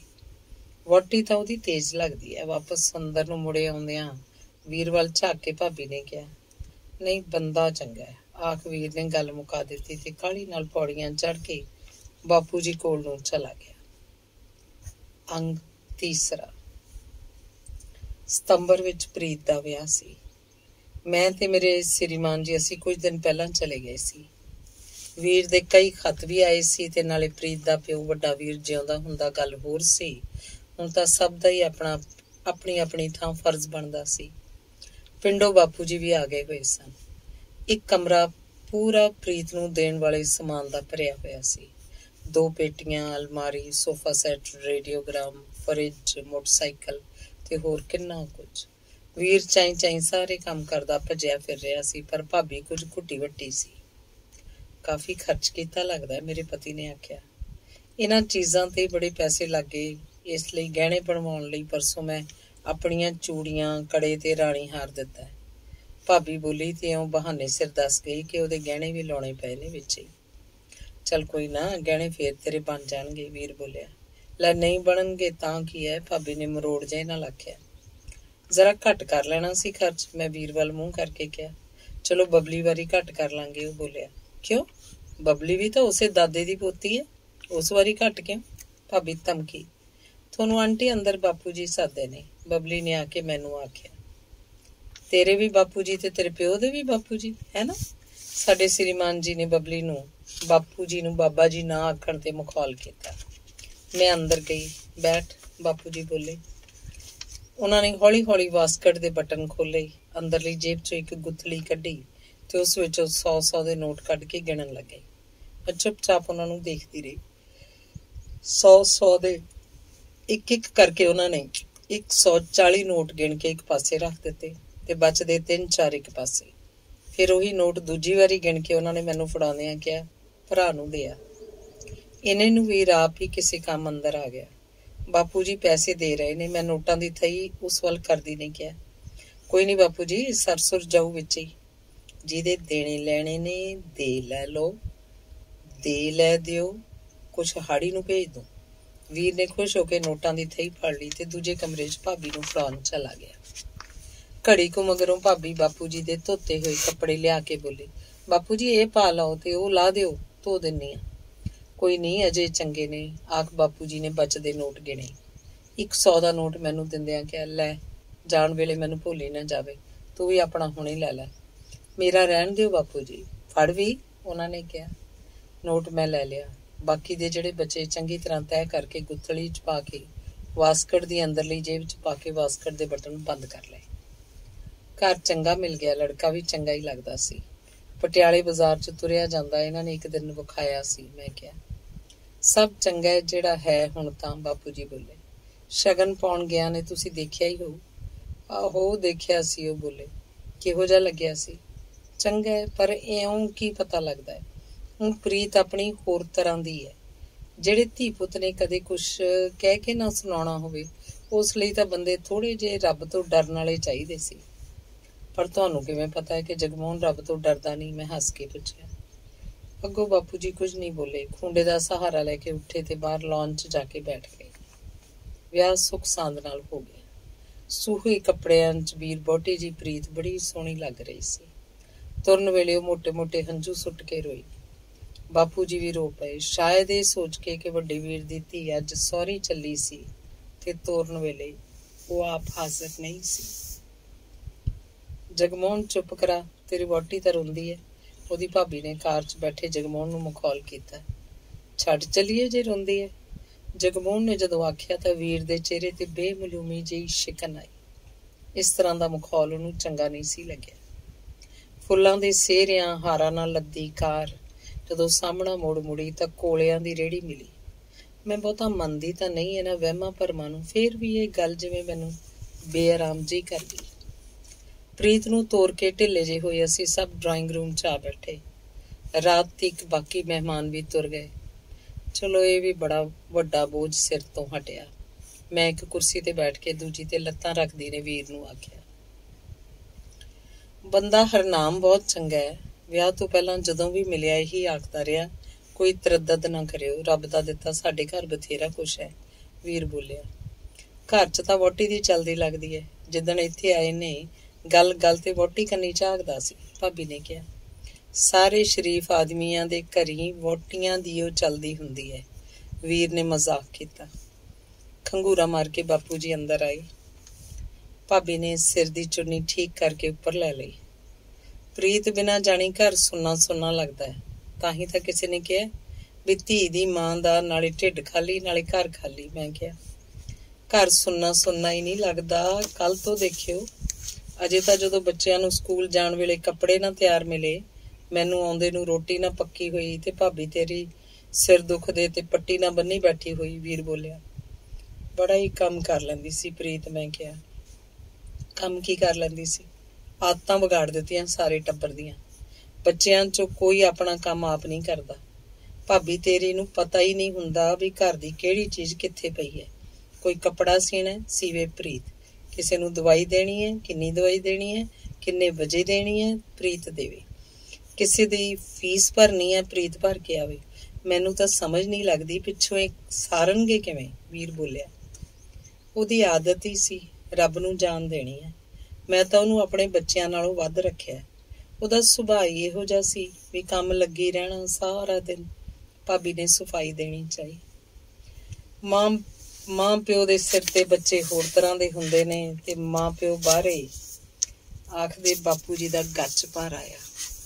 ਉੱਠ ਕੇ ਬਾਹਰ ਮਾਲੀ ਨੂੰ ਦੱਸ ਕੇ ਲਾਉਣ ਦੀ ਸਫਾਈ ਕਰਵਾਉਣ ਜਾ ਲੱਗੇ। ਇਸ ਤੋਂ ਪਿੱਛੋਂ ਮੈਨੂੰ ਵੀ ਜਿਵੇਂ ਕੋਈ ਗੱਲ ਨਹੀਂ ਸੀ ਔੜ ਰਹੀ। ਕੁਝ ਪਲ ਚੁੱਪ ਵਰਤੀ ਰਹੀ। ਬਾਰੀ ਵਿੱਚੋਂ ਛਿਪਦੇ ਸੂਰਜ ਦੀ ਫਿੱਕੀ ਜਿਹੀ ਧੁੱਪ ਅੰਦਰ ਆ ਰਹੀ ਸੀ। ਸਾਹਮਣੇ ਨਿੰਮ ਦੇ ਦਰਖਤ ਉੱਤੇ ਇੱਕ ਕਾਂ ਆ ਬੈਠਾ ਤੇ ਕਾਂ ਕਾਂ ਕਰਨ ਲੱਗ ਪਿਆ। ਭਲਕੇ ਆਜੂ ਪ੍ਰੀਤ? ਮੈਂ ਵੀਰ ਤੋਂ ਪੁੱਛਿਆ। ਆ ਤਾਂ ਜਾਊ, ਪਰ ਰਾਤ ਦੀ ਗੱਡੀ ਉਹ ਤੇ ਜਗਮੋਹਨ ਸ੍ਰੀਨਗਰ ਜਾ ਰਹੇ ਨੇ। ਉੱਥੇ ਮੇਰੇ ਇੱਕ ਵਾਕਫ ਦਾ ਹੋਟਲ ਹੈ, ਉਸ 'ਚ ਕਮਰਾ ਬੁੱਕ ਕਰਵਾ ਦਿੱਤਾ ਹੈ। ਨਾਲੇ ਅੱਜ ਕੱਲ੍ਹ ਸ੍ਰੀਨਗਰ ਮੌਸਮ ਬੜਾ ਸੋਹਣਾ ਹੁੰਦਾ ਹੈ ਤੇ ਸੇਬ ਬੜੇ ਹੁੰਦੇ ਨੇ। ਵੀਰ ਨੇ ਦੱਸਿਆ, ਜਦੋਂ ਵਾਪਸ ਸੰਗਰੂਰ ਜਾਣ ਤਾਂ ਉਹਨਾਂ ਨੂੰ ਆਖਣਾ ਸਾਡੇ ਕੋਲ ਪਟਿਆਲੇ 1-2 ਦਿਨ ਠਹਿਰ ਕੇ ਜਾਣ। ਆਹੋ, ਤੇ ਹੋਰ ਕੀ, ਕੱਲ ਸਵੇਰੇ ਅਸੀਂ ਵੀ ਚਲੇ ਜਾਵਾਂਗੇ। ਮੈਂ ਦੂਜੀ ਗੱਲ ਕੀਤੀ, ਜੀਜਾ ਜੀ ਦੀਆਂ ਤਾਂ ਅਜੇ 2 ਛੁੱਟੀਆਂ ਹੋਰ ਹਨ, ਉਹ ਤਾਂ ਰਹਿਣਗੇ, ਤੂੰ ਜਾਣਾ ਚਲੀ ਜਾਈਂ। ਵੀਰ ਨੇ ਮਜ਼ਾਕ ਕੀਤਾ। ਨਾ ਮਹਾਰਾਜ, ਅਸੀਂ ਤਾਂ ਇਹਨਾਂ ਦੇ ਮਗਰ ਹਾਂ। ਤੁਹਾਨੂੰ ਪਤਾ ਨਹੀਂ, ਅੱਜ ਕੱਲ੍ਹ ਇੰਦਰਾ ਗਾਂਧੀ ਦਾ ਰਾਜ ਹੈ। ਸਾਡੇ ਸ੍ਰੀਮਾਨ ਜੀ ਨੇ ਮਜ਼ਾਕ ਹੀ ਕੀਤਾ। ਜੇ ਮਨੀ ਉਹੋ ਜਿਹੀ ਹੁੰਦੀ ਤਾਂ ਤੁਹਾਨੂੰ ਇਉਂ ਮਜ਼ਾਕ ਸੁੱਝਣੋਂ ਵੀ ਹਟ ਜਾਂਦੇ। ਭਾਬੀ ਨੇ ਮੇਰੀ ਹਮਾਇਤ ਕੀਤੀ। ਲਓ ਜੀ, ਵਕੀਲ ਸਾਹਿਬ ਬੋਲੇ ਜੀ, ਦਿਓ ਕੀ ਜਵਾਬ ਦਿੰਦੇ ਹੋ? ਵੀਰ ਨੇ ਭਾਬੀ ਵੱਲ ਇਸ਼ਾਰਾ ਕਰਕੇ ਸਾਡੇ ਸ੍ਰੀਮਾਨ ਜੀ ਨੂੰ ਆਖਿਆ ਤੇ ਉਹ ਬੈਠੇ ਖੱਪ ਕਰਦੇ ਰਹੇ। ਅੰਗ ਚੌਥਾ। ਸ੍ਰੀਨਗਰ ਤੋਂ ਵਾਪਸ ਆ ਕੇ ਪ੍ਰੀਤ ਤੇ ਜਗਮੋਹਨ ਸੰਗਰੂਰ ਨੂੰ ਜਾਂਦੇ ਹੋਏ 2 ਦਿਨ ਲਈ ਪਟਿਆਲੇ ਠਹਿਰੇ। ਪ੍ਰੀਤ ਤਾਂ ਜਿਵੇਂ ਕੁੜੀਓ ਕੋਈ ਹੋਰ ਹੋ ਗਈ ਸੀ। ਬੜਾ ਰੂਪ ਚੜਿਆ ਸੀ ਉਸ ਉੱਤੇ। ਵਿਆਹ ਮਗਰੋਂ ਉਹ ਤਾਂ ਜਿਵੇਂ ਖਿੜ ਗਈ ਸੀ। ਦੁਪਹਿਰ ਜਿਹੀ ਨੂੰ ਪਹੁੰਚੇ ਸਨ। ਚਾਹ ਦੀ ਥਾਂ ਮੈਂ ਜੂਸ ਹੀ ਗਲਾਸਾਂ 'ਚ ਪਾ ਲਿਆਈ। ਟਰੇ ਮੇਜ਼ ਤੇ ਰੱਖ ਕੇ ਮੈਂ ਇੱਕ ਗਲਾਸ ਚੁੱਕ ਕੇ ਪ੍ਰੀਤ ਨੂੰ ਦਿੱਤਾ। ਜਦੋਂ ਉਹਨੂੰ ਦੂਸਰਾ ਗਲਾਸ ਚੁੱਕ ਕੇ ਜਗਮੋਹਨ ਵੱਲ ਕੀਤਾ, ਉਦੋਂ ਤੱਕ ਪ੍ਰੀਤ ਨੇ ਆਪਣੇ ਵਾਲਾ ਗਲਾਸ ਜਗਮੋਹਨ ਨੂੰ ਦੇ ਦਿੱਤਾ ਸੀ। ਤੇਰਾ ਖਿਆਲ ਸੀ ਮੈਂ ਜਗਮੋਹਨ ਨੂੰ ਜੂਸ ਨਹੀਂ ਸੀ ਦੇਣਾ? ਮੈਂ ਮਜ਼ਾਕ ਨਾਲ ਆਖਿਆ। ਨਹੀਂ ਮਨੀ ਆਂਟੀ, ਆਖੋ ਸ਼ਰਮਾ ਕੇ ਚੁੱਪ ਕਰ ਗਈ। ਕੀ ਕੁਛ ਦੇਖਿਆ ਫਿਰ ਸ਼੍ਰੀਨਗਰ? ਮੈਂ ਜਗਮੋਹਨ ਨੂੰ ਪੁੱਛਿਆ। ਆਪਣੀ ਭਤੀਜੀ ਨੂੰ ਪੁੱਛੋ, ਮੈਂ ਤਾਂ ਬਸ ਇਸ ਕੰਨੀਆਂ ਹੀ ਦੇਖਦਾ ਰਿਹਾ। ਜਗਮੋਹਨ ਨੇ ਮਜ਼ਾਕ ਕੀਤਾ। ਕੀ ਕਰਦੇ ਨੇ? ਪ੍ਰੀਤ ਨੇ ਉੱਪਰਾ ਗੁੱਸਾ ਜ਼ਾਹਰ ਕੀਤਾ। ਚੱਲ ਵੀ ਪ੍ਰੀਤ, ਤੂੰ ਦੱਸ ਫਿਰ। ਪਰ ਇਹ ਨਾ ਆਖੇ ਵੀ ਮੈਂ ਇਹਨਾਂ ਵੱਲ ਹੀ ਵੇਖਦੀ ਰਹੀ। ਮੈਂ ਜਗਮੋਹਨ ਵੱਲ ਹੱਥ ਕਰਕੇ ਕਿਹਾ। ਨਹੀਂ ਮਨੀ ਆਂਟੀ, ਅਸੀਂ ਸਾਰੀਆਂ ਥਾਵਾਂ ਤੇ ਗਏ ਸੀ। ਇੱਥੋਂ ਤੱਕ ਕਿ ਗੁਲਮਰਗ, ਖਿਲਨਮਰਗ ਵੀ ਗਏ ਸੀ ਤੇ ਨਾਲੇ ਪੈਦਲ ਚੱਲ ਕੇ। ਕਿਹੋ ਜਿਹੀਆਂ ਲੱਗੀਆਂ ਇਹ ਥਾਵਾਂ? ਮੈਨੂੰ ਤਾਂ ਇਉਂ ਲੱਗਦਾ ਸੀ ਜਿਵੇਂ ਅਸੀਂ ਸੱਚਿਓਂ ਕਿਸੇ ਸਤਯੁਗ 'ਚ ਪਹੁੰਚ ਗਏ ਆ। ਲੱਗਦਾ ਸੀ ਹੁਣੇ ਕਿਧਰੇ ਕਿਸੇ ਰਿਸ਼ੀ ਦੀ ਕੁਟੀਆ ਦਿਸੇਗੀ। ਇੱਥੇ ਹੀ ਕਿਧਰੇ ਰਾਮਚੰਦਰ, ਸੀਤਾ ਤੇ ਲਛਮਣ ਤੁਰੇ ਫਿਰਦੇ ਹੋਣਗੇ। ਰਾਹ ਵਿੱਚ ਹੀ ਕਿਧਰੇ ਸ਼ਿਵ ਜੀ ਨੇ ਟੱਕਰ ਪੈਣਾ। ਮਨੀ ਆਂਟੀ, ਮੈਨੂੰ ਤਾਂ ਲੱਗਦਾ ਸੀ ਅਸੀਂ ਵੀ ਇੱਥੇ ਹੀ ਕਿਧਰੇ ਜੰਗਲ 'ਚ ਰਹਿੰਦੇ ਹਾਂ ਤੇ ਹਮੇਸ਼ਾ ਤੇ ਇੱਥੇ ਹੀ ਰਹਿੰਦੇ ਰਹੇ ਹਾਂ। ਪ੍ਰੀਤ ਦੱਸਦੀ ਗਈ। ਇਹ ਪਹਿਲੀ ਵਾਰੀ ਸੀ ਜਦੋਂ ਐਡੇ ਚਾਅ ਤੇ ਐਡੇ ਵਿਸਥਾਰ ਨਾਲ ਉਹ ਕੋਈ ਗੱਲ ਕਰ ਰਹੀ ਸੀ। ਜਗਮੋਹਨ ਨੇ ਤੈਨੂੰ ਲੈ ਕੇ ਕੀ ਕੁਝ ਦਿੱਤਾ ਉੱਥੋਂ? ਮੈਂ ਹੱਸ ਕੇ ਪੁੱਛਿਆ। ਅਸੀਂ ਆਪਣੇ ਘਰ ਲਈ ਬੜੀਆਂ ਹੀ ਸੋਹਣੀਆਂ ਡੈਕੋਰੇਸ਼ਨ ਦੀਆਂ ਚੀਜ਼ਾਂ ਲੈ ਕੇ ਆਏ ਹਾਂ, ਤੁਹਾਨੂੰ ਵਿਖਾਵਾਂਗੀ। ਇਹਨੂੰ ਪੁੱਛੋ ਵੀ ਘਰ ਤੇਰਾ ਕਿੱਥੇ ਹੈ, ਜਿਸ ਲਈ ਇਹ ਡੈਕੋਰੇਸ਼ਨ ਦੀਆਂ ਚੀਜ਼ਾਂ ਲਿਆਈ ਹੈ। ਜਗਮੋਹਨ ਨੇ ਫਿਰ ਮਜ਼ਾਕ ਕੀਤਾ। ਬਣਾ ਲਵਾਂਗੇ ਘਰ। ਪ੍ਰੀਤ ਨੇ ਨਸ਼ਿਆਈਆਂ ਅੱਖਾਂ ਨਾਲ ਉਸ ਵੱਲ ਤੱਕਦੀ ਨੇ ਕਿਹਾ। ਆਹੋ, ਪਹਿਲਾਂ 100 ਰੁਪਈਆ ਮਹੀਨਾ ਕਰਕੇ 50 ਸਾਲ ਜਮ੍ਹਾਂ ਕਰੋ ਤੇ ਫਿਰ ਉਸ ਪੈਸੇ ਨਾਲ ਘਰ ਬਣਾਓ ਤੇ ਘਰ ਬਣਾ ਕੇ ਮਰ ਜਾਓ। ਜਗਮੋਹਨ ਆਪਣੇ ਜਾਣੇ ਹਿਸਾਬ ਲਾ ਕੇ ਦੱਸ ਰਿਹਾ ਸੀ। ਕਿਉਂ ਜਿਹੀਆਂ ਗੱਲਾਂ ਕਰਦੇ ਹੋ? ਪ੍ਰੀਤ ਨੇ ਰੋਣ ਹਾਕੀ ਹੋ ਕੇ ਕਿਹਾ। ਨਹੀਂ ਬਾਬਾ, ਮਰ ਜਾਓ ਨਹੀਂ ਆਖਦਾ, ਬੁੜੇ ਠੇਰੇ ਜੇ ਉਸ ਘਰ ਵਿੱਚ ਤੁਰੇ ਫਿਰੋ, ਹੈ ਨਾ? ਜਾਂ ਇਹ ਆਖਾਂ ਕਿ ਬੁੱਢੇ ਵੀ ਨਹੀਂ ਹੋਵਾਂਗੇ? ਜਗਮੋਹਨ ਨੇ ਸ਼ਰਾਰਤ ਨਾਲ ਪੁੱਛਿਆ। ਦੇਖੋ ਮਨੀ ਆਂਟੀ, ਮੈਨੂੰ ਇਉਂ ਖਿਜਾਉਂਦੇ ਰਹਿੰਦੇ ਨੇ। ਇੱਕ ਦਿਨ ਆਖਦੇ ਸੀ ਜੇ ਭਲਾ ਮੈਂ ਸਾਧ ਹੋ ਜਾਵਾਂ। ਮਨੀ ਨੇ ਜਿਵੇਂ ਸ਼ਿਕਾਇਤ ਲਗਾਈ। ਫਿਰ ਤੂੰ ਕੀ ਆਖਿਆ? ਮੈਂ ਪੁੱਛਿਆ। ਮੈਂ ਆਖਿਆ ਮੈਂ ਵੀ ਨਾਲ ਹੀ ਸਾਧਣੀ ਬਣ ਜਾਵਾਂਗੀ, ਦੋਵੇਂ ਮੰਗਣ ਚੱਲਿਆ ਕਰਾਂਗੇ। ਮੈਂ ਆਖਿਆ ਮੈਨੂੰ ਤਾਂ ਆਪੇ ਬੀਬੀਆਂ ਮਾਈਆਂ ਦੁੱਧ ਪ੍ਰਸ਼ਾਦੇ ਕੜਾਹ ਦੇ ਜਾਇਆ ਕਰਨਗੀਆਂ, ਤੈਨੂੰ ਔਖੀ ਹੋ ਜੂ। ਜਗਮੋਹਨ ਬੋਲਿਆ। ਲੈ, ਅੱਜ ਕੱਲ ਬੀਬੀਆਂ ਮਾਈਆਂ ਉੱਡੀਆਂ ਬੇਵਕੂਫ ਨਹੀਂ ਰਹਿ ਗਈਆਂ। ਦੇਣ ਤਾਂ ਕੀ ਆਉਣਾ? ਮੰਗਣ ਗਏ ਨੂੰ ਕਿਸੇ ਮਾਈ ਨੇ ਚਿਮਟਾ ਚੁੱਕ ਕੇ ਪੈਣਾ ਵੀ ਹੱਟਾ ਕੱਟਾ ਜਵਾਨ ਆਦਮੀ ਹੈ ਤੂੰ, ਕਾਰ ਕਰਕੇ ਖਾ, ਤੁਰ ਪਿਆ ਮੰਗਣ। ਮੈਂ ਹੱਸ ਕੇ ਜਗਮੋਹਨ ਨੂੰ ਦੱਸਿਆ। ਨਹੀਂ, ਮੈਨੂੰ ਤਾਂ ਅਗਲੀਆਂ ਨੇ ਕਿਹਾ ਕਰਨਾ ਵਿਚਾਰਾ ਕਿਹਾ ਸੋਹਣਾ ਸੁਨੱਖਾ ਜਵਾਨ ਹੈ, ਖਬਰ ਨਹੀਂ ਕਾਹਦਾ ਮਾਰਿਆ ਸਾਧ ਹੋ ਗਿਆ। ਨਹੀਂ ਤਾਂ ਹੋਰ ਕਰੋ, ਲੱਪ ਕੂ ਸੁਆਹ ਰੱਖ ਲਓ ਕੋਲ, ਹਰੇਕ ਦੁੱਖ ਦੀ ਦਾਰੂ। ਆਪੇ ਫਿਰ ਬੀਬੀਆਂ ਮਾਈਆਂ ਲਿਆਉਂਦੀਆਂ ਨੇ ਚੜਾਵੇ। ਇਸ ਸ਼ੌਕ 'ਚ ਨਾ ਕਿਤੇ ਸਾਧ ਹੋ ਜੀ, ਮੁੜ ਕੇ ਆਖੇ ਨਾਥ ਜੀ ਮੇਰੇ ਜੀ ਕੰਨ ਸਾਬਤ ਕਰੋ। ਮੈਂ ਮਜ਼ਾਕ ਨਾਲ ਕਿਹਾ। ਕੌਣ ਸਾਧ ਹੋ ਰਿਹਾ ਹੈ ਜਗਮੋਹਨ? ਇਹ ਠੀਕ ਹੈ ਬਈ ਮੈਨੂੰ ਆਪਣਾ ਚੇਲਾ ਬਣਾ ਲਈ। ਮੈਂ ਹਰੇਕ ਨੂੰ ਦੱਸਿਆ ਕਰੂੰ ਬਈ ਬੜਾ ਕਰਨੀ ਵਾਲਾ ਸੰਤ ਹੈ ਫਲਾਣਾ, ਅੰਨਾ ਸੁਆਹ ਦੀ ਚੁਟਕੀ ਨਾਲ ਸੁਜਾਖਾ ਹੋ ਗਿਆ, ਢਿਮਕੀ ਮਾਈ ਦਾ ਦਮਾ ਹਟ ਗਿਆ, ਅਮਕੇ ਸਰਦਾਰ ਦੇ ਮੁੰਡਾ ਇਹਨਾਂ ਦੇ ਪੈਰਾਂ ਦੇ ਪ੍ਰਤਾਪ ਨਾਲ ਹੋਇਆ, ਫਲਾਣਾ ਮੁਕੱਦਮਾ ਜਿੱਤ ਗਿਆ, ਫਲਾਣੇ ਦਾ ਕੰਮ ਨਹੀਂ ਸੀ ਚੱਲਦਾ। ਹੁਣ 9 ਨਿਦਾਂ 12 ਸਿੱਧਾ ਨਹੀਂ, ਬਸ ਇੱਕੋ ਗੱਲ ਹੈ ਵੀ ਚੜਾਵੇ ਚੋਂ ਅੱਧੋ ਅੱਧ ਲੰਚ ਟਾਈਮ ਘਰ ਆਏ ਸਾਡੇ ਸ੍ਰੀਮਾਨ ਜੀ। ਜਗਮੋਹਨ ਦੀ ਸਾਧ ਹੋ ਜਾਣ ਵਾਲੀ ਗੱਲ ਸੁਣ ਕੇ ਬੋਲੇ। ਸਾਰੇ ਹੱਸ ਪਏ। ਪ੍ਰੀਤ ਉੱਠ ਕੇ ਅੰਦਰ ਚਲੀ ਗਈ। ਜਗਮੋਹਨ ਇਹਨਾਂ ਨਾਲ ਗੱਲਾਂ ਕਰਨ ਲੱਗ ਪਿਆ। ਮੈਂ ਰੋਟੀ ਗਰਮ ਕਰ ਲਿਆਈ, ਮੇਜ਼ ਤੇ ਲਗਾਤੀ। ਮਨੀ ਆਂਟੀ ਕੁਝ ਮੈਂ ਕਰਾਂ? ਪ੍ਰੀਤ ਨੇ ਜਦੋਂ ਪੁੱਛਿਆ ਮੈਂ ਆਖਿਆ ਹਾਂ, ਆਓ ਹੁਣ ਸਾਰੇ ਰੋਟੀ ਖਾਣ ਦਾ ਕੰਮ ਕਰੀਏ। ਰੋਟੀ ਖਾਣ ਪਿੱਛੋਂ ਸਾਡੇ ਸ਼੍ਰੀਮਾਨ ਜੀ ਜਗਮੋਹਨ ਨੂੰ ਵੀ ਦਫ਼ਤਰ ਨਾਲ ਹੀ ਲੈ ਗਏ। ਬੋਲੇ ਛੇਤੀ ਆ ਜਾਵਾਂਗੇ। ਉਹਨਾਂ ਦੇ ਜਾਣ ਮਗਰੋਂ ਇੱਧਰ ਉੱਧਰ ਦੀਆਂ ਗੱਲਾਂ ਕਰਕੇ ਮੈਂ ਪ੍ਰੀਤ ਨੂੰ ਪੁੱਛਿਆ, ਮਜ਼ਾਕ ਨਾਲ ਹੀ ਸਿਰਫ, ਕਿ ਕੈਸਾ ਹੈ ਜਗਮੋਹਨ? ਪ੍ਰੀਤ ਹੱਸ ਕੇ ਚੁੱਪ ਕਰ ਗਈ। ਬਹੁਤੀਆਂ ਬਰੀਕੀਆਂ 'ਚ ਜਾਣ ਵਾਲਾ ਬੰਦਾ ਨਹੀਂ ਲੱਗਦਾ, ਜੋ ਮਨ 'ਚ ਆਈ ਆਖ ਛੱਡੀ ਆਲਾ ਲੱਗਦਾ। ਮੈਂ ਗੱਲ ਅਗਾਂਹ ਤੋਰੀ।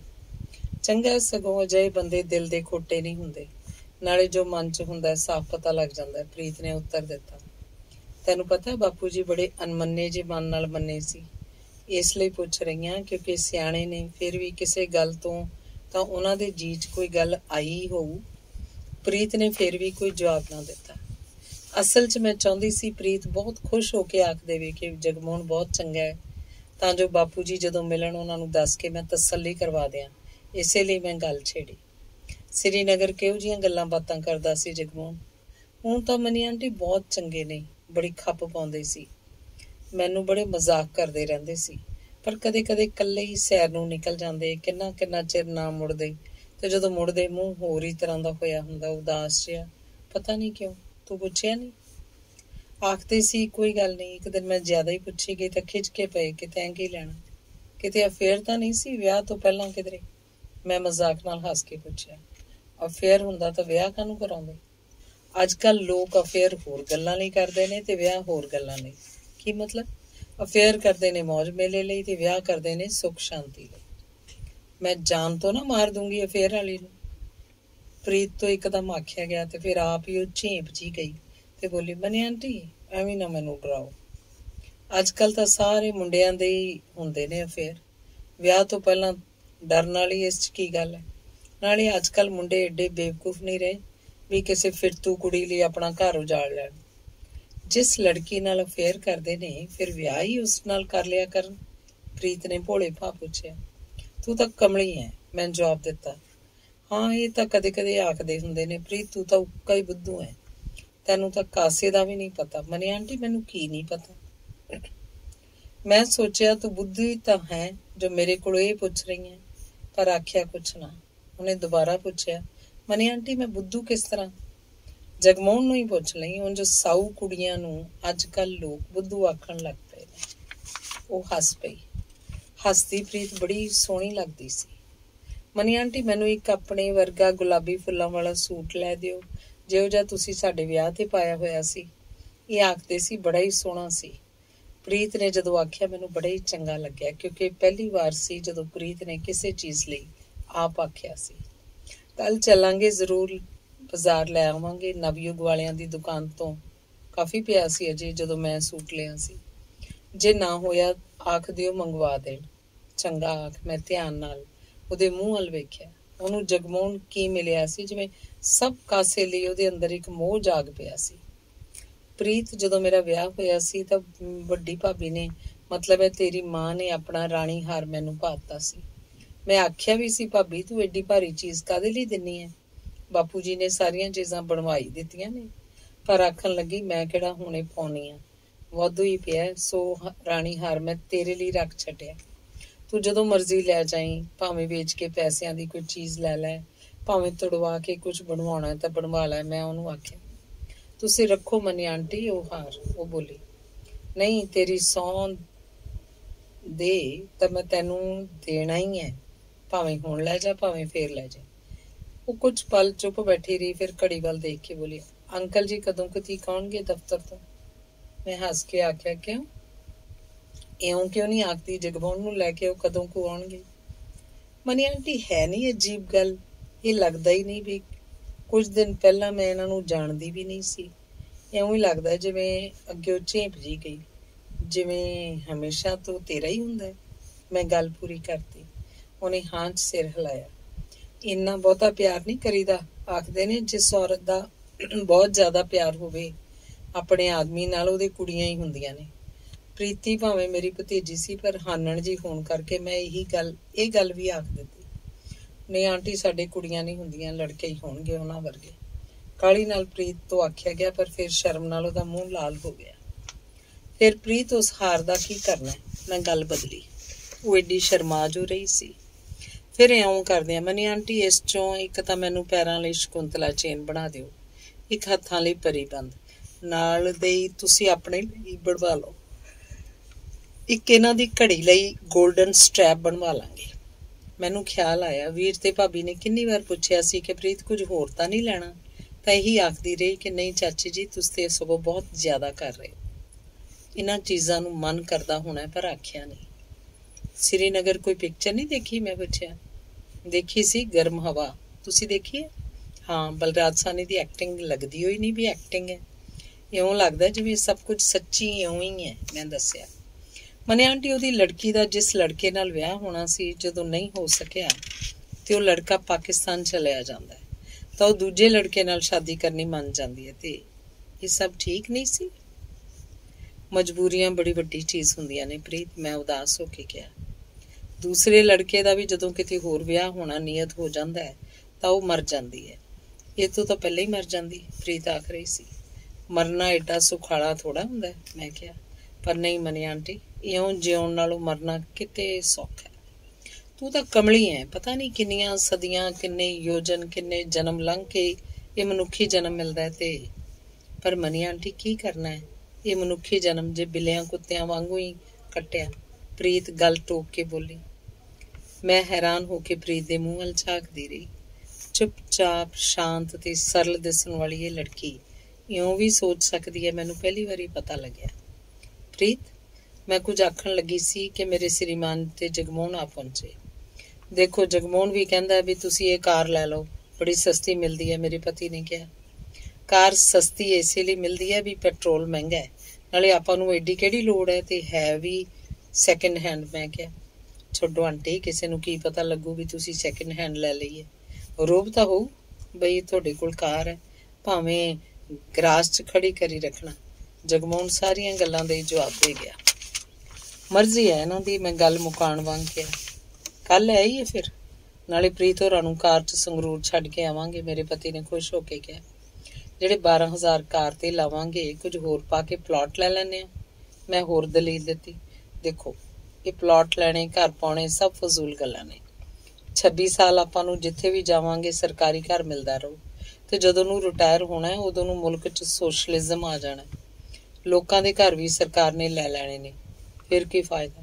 ਸੋ ਕਾਰ ਲੈ ਲੈਂਦੇ ਹਾਂ, ਮੇਰੇ ਪਤੀ ਨੇ ਹੱਸ ਕੇ ਕਿਹਾ। ਆਹੋ, ਕਾਰ ਲੈਣ ਦੀ ਖਾਤਰ ਤਾਂ ਤੁਸੀਂ ਸੋਸ਼ਲਿਜ਼ਮ ਲਿਆਉਣ ਲਈ ਵੀ ਤਿਆਰ ਹੋ ਜਾਓਗੇ। ਪਲੀਜ਼ ਮਨੀ, ਇਹ ਗੱਲ ਤੁਸੀਂ ਮੇਰੀ ਮੰਨ ਜਾਓ, ਬਾਕੀ ਮੈਂ ਤੁਹਾਡੀਆਂ ਮੰਨਾਂਗਾ।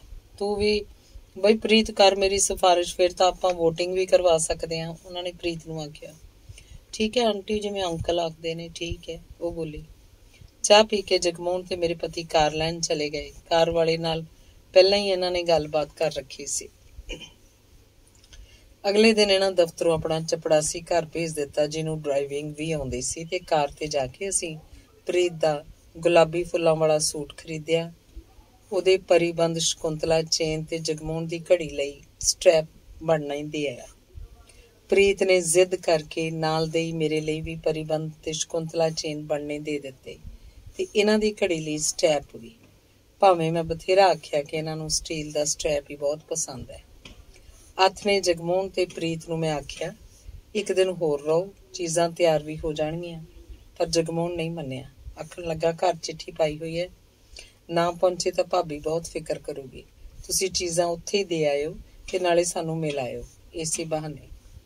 ਮਿਲਣ ਉਂਝ ਹੀ ਆ ਜਾਵਾਂਗੇ, ਬਹਾਨਿਆਂ ਦੀ ਕੀ ਲੋੜ ਹੈ, ਮੇਰੇ ਪਤੀ ਨੇ ਆਖਿਆ। ਉਸ ਦਿਨ ਕਾਫੀ ਆਥਣ ਹੋਏ। ਅਸੀਂ ਆਪਣੀ ਕਾਰ 'ਚ ਪ੍ਰੀਤ ਤੇ ਜਗਮੋਹਨ ਨੂੰ ਸੰਗਰੂਰ ਛੱਡ ਆਉਣ ਲਈ ਜਦੋਂ ਬਾਹਰ ਆਏ ਤਾਂ ਪ੍ਰੀਤ ਬੋਲੀ, ਮਨੀ ਆਂਟੀ, ਆਪਾਂ ਦੁੱਖ ਨਿਵਾਰਨ ਗੁਰਦੁਆਰੇ ਹੋ ਕੇ ਨਹੀਂ ਜਾ ਸਕਦੇ? ਤੂੰ ਕਦੋਂ ਦੀ ਭਗਤ ਨਹੀਂ ਬਣ ਗਈ, ਮੇਰੇ ਪਤੀ ਨੇ ਮਜ਼ਾਕ ਕੀਤਾ। ਚਲੋ ਚਲੋ ਜੀ, ਖਬਰੇ ਨੇ ਗੁਰੂ ਤੋਂ ਕੁਝ ਹੋਰ ਮੰਗਣ ਜਾਣਾ ਹੋਵੇ। ਮੈਂ ਵੀ ਅੱਗੋਂ ਮਜ਼ਾਕ ਹੀ ਕੀਤਾ। ਮਨੀ ਆਂਟੀ, ਹਮੇਸ਼ਾ ਕੁਝ ਮੰਗਣ ਹੀ ਥੋੜਾ ਜਾਈਦਾ, ਕਦੇ ਕਦੇ ਧੰਨਵਾਦ ਕਰਨ ਵੀ ਤਾਂ ਚਲੇ ਜਾਈਦਾ ਹੈ। ਪ੍ਰੀਤ ਨੇ ਜਦੋਂ ਜਗਮੋਹਨ ਵੱਲ ਜ਼ਰਾ ਕੁਝ ਝਾਕ ਕੇ ਮੁਸਕਰਾ ਕੇ ਆਖਿਆ ਤਾਂ ਮੈਨੂੰ ਬੜੀ ਉਹ ਸੋਹਣੀ ਲੱਗੀ। ਉਸ ਦਿਨ ਦੁੱਖ ਨਿਵਾਰਨ ਗੁਰਦੁਆਰੇ ਹੋ ਕੇ ਅਸੀਂ ਉਹਨਾਂ ਨੂੰ ਸੰਗਰੂਰ ਛੱਡ ਕੇ ਆਏ। ਜੋੜੀ ਵਧੀਆ ਹੈ। ਮੁੜੇ ਆਉਂਦਿਆਂ ਰਾਹ 'ਚ ਮੈਂ ਆਖਿਆ, ਸਾਡੀ ਕਿ ਪ੍ਰੀਤ ਹੋਰਾਂ ਦੀ? ਮੇਰੇ ਪਤੀ ਨੇ ਮਜ਼ਾਕ ਨਾਲ ਪੁੱਛਿਆ। ਅੰਗ 5ਵਾਂ। 20 ਕੁ ਦਿਨਾਂ ਮਗਰੋਂ ਅਸੀਂ ਸੰਗਰੂਰ ਗਏ, ਪ੍ਰੀਤੀ ਨੂੰ ਮਿਲਣ ਵੀ ਤੇ ਚੀਜ਼ਾਂ ਵੀ ਦੇਣ। ਐਤਵਾਰ ਦਾ ਦਿਨ ਸੀ, ਸੋਚਿਆ ਚੰਗਾ ਜਗਮੋਹਨ ਵੀ ਘਰੇ ਹੀ ਹੋ। ਉਸੇ ਚਪੜਾਸੀ ਡਰਾਈਵਰ ਨੂੰ ਨਾਲ ਬਿਠਾ ਡਰਾਈਵਿੰਗ ਇਹ ਆਪ ਕਰਦੇ ਰਹੇ ਤਾਂ ਜੋ ਪ੍ਰੈਕਟਿਸ ਹੋ ਜਾਏ। 1-2 ਵਾਰੀ ਤਾਂ ਐਕਸੀਡੈਂਟ ਹੁੰਦਾ ਬਚਿਆ। ਕੀ ਕਰਦੇ ਹੋ? ਇੱਕ ਤਾਂ ਮੁੜਦਿਆਂ ਗੱਡੀ ਟੇਢੀ ਹੁੰਦੀ ਦੇਖ ਮੈਂ ਜ਼ਰਾ ਤਲਖ ਹੋ ਕੇ ਕਿਹਾ। ਗੱਡੀ ਨੂੰ ਸੰਭਾਲਦਿਆਂ ਸਿੱਧੀ ਸੜਕ ਪੈਂਦਿਆਂ ਇਹਨਾਂ ਨੇ ਮੇਰੇ ਵੱਲ ਝਾਕ ਕੇ ਕਿਹਾ, ਉਸ ਦਿਨ ਤਾਂ ਸ਼੍ਰੀਮਤੀ ਜੀ ਆਖਦੇ ਸੀ ਮੈਨੂੰ ਨਹੀਂ ਮਰਨ ਤੋਂ ਡਰ ਲੱਗਦਾ।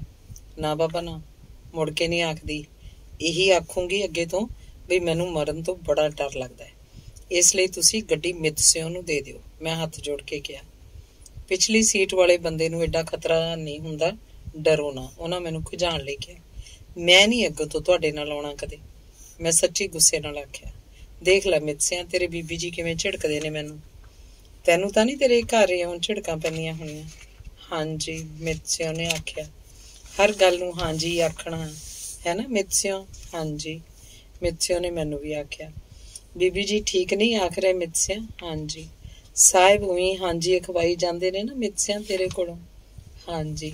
ਜਦੋਂ ਉਹਨੇ ਆਖਿਆ ਸੀ ਦੋਵੇਂ ਉੱਚੀ ਉੱਚੀ ਹੱਸ ਪਏ। ਸਾਡੇ ਸ੍ਰੀਮਾਨ ਜੀ ਨੇ ਗੱਡੀ ਖੜੀ ਕੀਤੀ ਤੇ ਪਿੱਛੇ ਆ ਗਏ ਤੇ ਮਿੱਤਸਿਓ ਚਲਾਉਣ ਲੱਗ ਪਏ। ਮਿੱਤਸਿਆਂ, ਬੱਚੇ ਕਿੰਨੇ ਨੇ ਤੇਰੇ? ਅਚਾਨਕ ਮੈਂ ਉਹਨੂੰ ਪੁੱਛਿਆ, ਬਿਨਾਂ ਹੀ ਮਤਲਬ ਤੋਂ।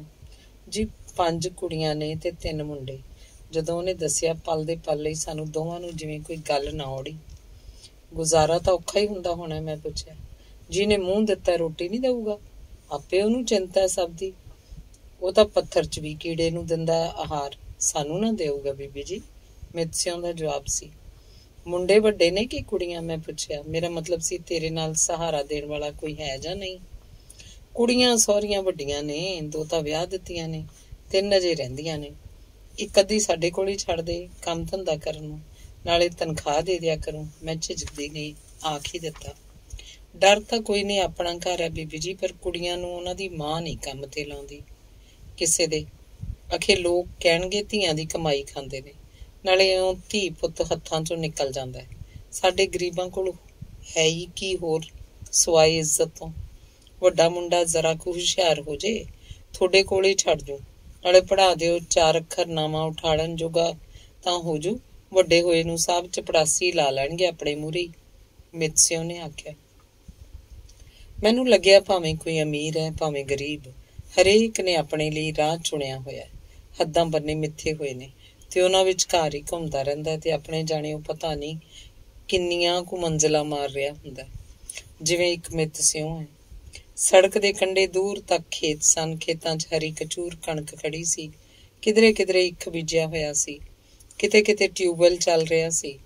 ਚਾਂਦੀ ਬੰਨੇ ਪਾਣੀ ਦੀ ਮੋਟੀ ਧਾਰ ਔਲੂ 'ਚ ਡਿੱਗੇ ਖਾਲਾਂ ਵਿੱਚ ਨੂੰ ਵਗਦੀ ਜਾ ਰਹੀ ਸੀ। ਇੱਕ ਥਾਂ ਨੱਕੇ ਛੱਡਦਾ ਦਾੜੀ ਕੇਸਾਂ ਵਾਲਾ ਗੱਭਰੂ ਸਿਗਰਟ ਪੀ ਰਿਹਾ ਸੀ। ਆਪਣਾ ਤਾਂ ਜੀਅ ਕਰਦਾ ਸਭ ਕੁਝ ਛੱਡ ਛਡਾ ਕੇ ਪਿੰਡ ਜਾ ਕੇ ਖੇਤੀ ਕਰਨ ਜਾ ਲੱਗੀ। ਮੇਰੇ ਪਤੀ ਨੇ ਦੂਰ ਖੇਤਾਂ ਵੱਲ ਝਾਕਦਿਆਂ ਕਿਹਾ।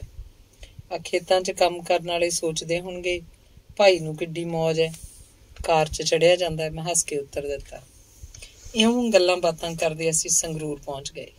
ਕਾਰ ਪ੍ਰੀਤ ਦੇ ਘਰ ਤੀਕ ਨਹੀਂ ਜਾਂਦੀ, ਮੇਰਾ ਮਤਲਬ ਹੈ, ਪਰ ਅੱਗੇ ਮੋੜਨੀ ਔਖੀ ਹੋ ਜਾਂਦੀ ਹੈ, ਇਸ ਲਈ ਉਰਾਂ ਹੀ ਖੜੀ ਕਰ ਮਿੱਤਸਿਓ ਨੂੰ ਉੱਥੇ ਹੀ ਬਿਠਾ ਅਸੀਂ ਅੱਗੋਂ ਪੈਦਲ ਹੀ ਗਏ। ਜਾ ਕੇ ਦਰਵਾਜ਼ਾ ਖੜਕਾਇਆ। ਪਾਪਾ ਤਾਂ ਘਰ ਨਹੀਂ। ਜਗਮੋਹਨ ਦੇ ਵੱਡੇ ਭਰਾ ਦੀ 10-11 ਸਾਲ ਦੀ ਲੜਕੀ ਨੇ ਦਰਵਾਜ਼ਾ ਖੋਲਦਿਆਂ ਹੀ ਕਿਹਾ। ਕਿੱਥੇ ਗਏ ਨੇ? ਮੈਂ ਪੁੱਛਿਆ। ਆਫਿਸ। ਐਤਵਾਰ ਨੂੰ ਵੀ? ਜਦੋਂ ਮੈਂ ਪੁੱਛਿਆ ਤਾਂ ਅੱਗੋਂ ਉਹਨੂੰ ਕੋਈ ਜਵਾਬ ਨਾ ਸੁਝਿਆ। ਮੰਮੀ ਹੈਗੇ? ਅਗਾਂਹ ਲੰਘਦੀ ਨੇ ਮੈਂ ਪਿਆਰ ਨਾਲ ਉਹਦੇ ਮੋਢੇ ਤੇ ਹੱਥ ਰੱਖਦੀ ਨੇ ਪੁੱਛਿਆ। ਹਾਂ। ਆਖੋ ਸਾਡੇ ਨਾਲ ਅੱਗੇ ਲੱਗ ਤੁਰੀ। ਇੱਥੇ ਨੇ। ਡਰਾਇੰਗ ਰੂਮ ਵੱਲ ਹੱਥ ਕਰਕੇ ਉਹ ਆਪ ਅੰਦਰ ਭੱਜ ਗਈ। ਡਰਾਇੰਗ ਰੂਮ 'ਚ ਜਗਮੋਹਨ ਤੇ ਉਹਦੀ ਭਾਬੀ ਬਸੰਤ ਬੈਠੇ ਗੱਪਾਂ ਮਾਰ ਰਹੇ ਸੀ।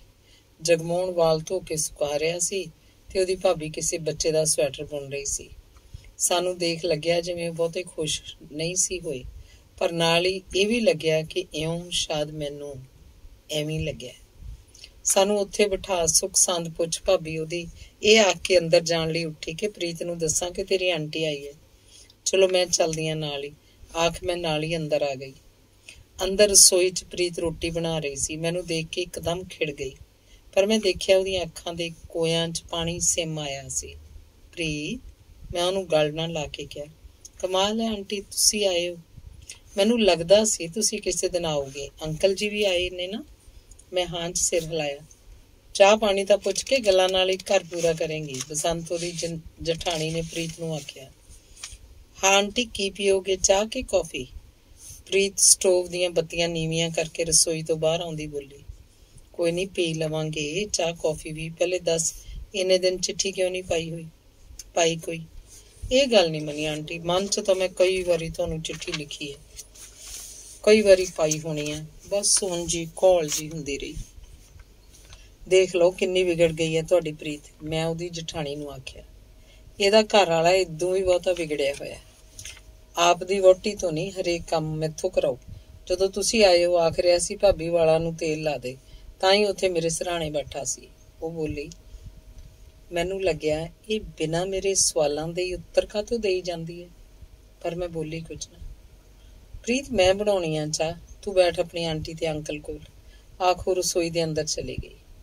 ਪ੍ਰੀਤ ਮੇਰੇ ਨਾਲ ਡਰਾਇੰਗ ਰੂਮ 'ਚ ਆ ਗਈ। ਆਪਣੇ ਅੰਕਲ ਨੂੰ ਸਤਿ ਸ਼੍ਰੀ ਅਕਾਲ ਬੁਲਾ ਕੇ ਜਗਮੋਹਨ ਦੇ ਕੋਲ ਜੇ ਨੂੰ ਬੈਠ ਗਈ।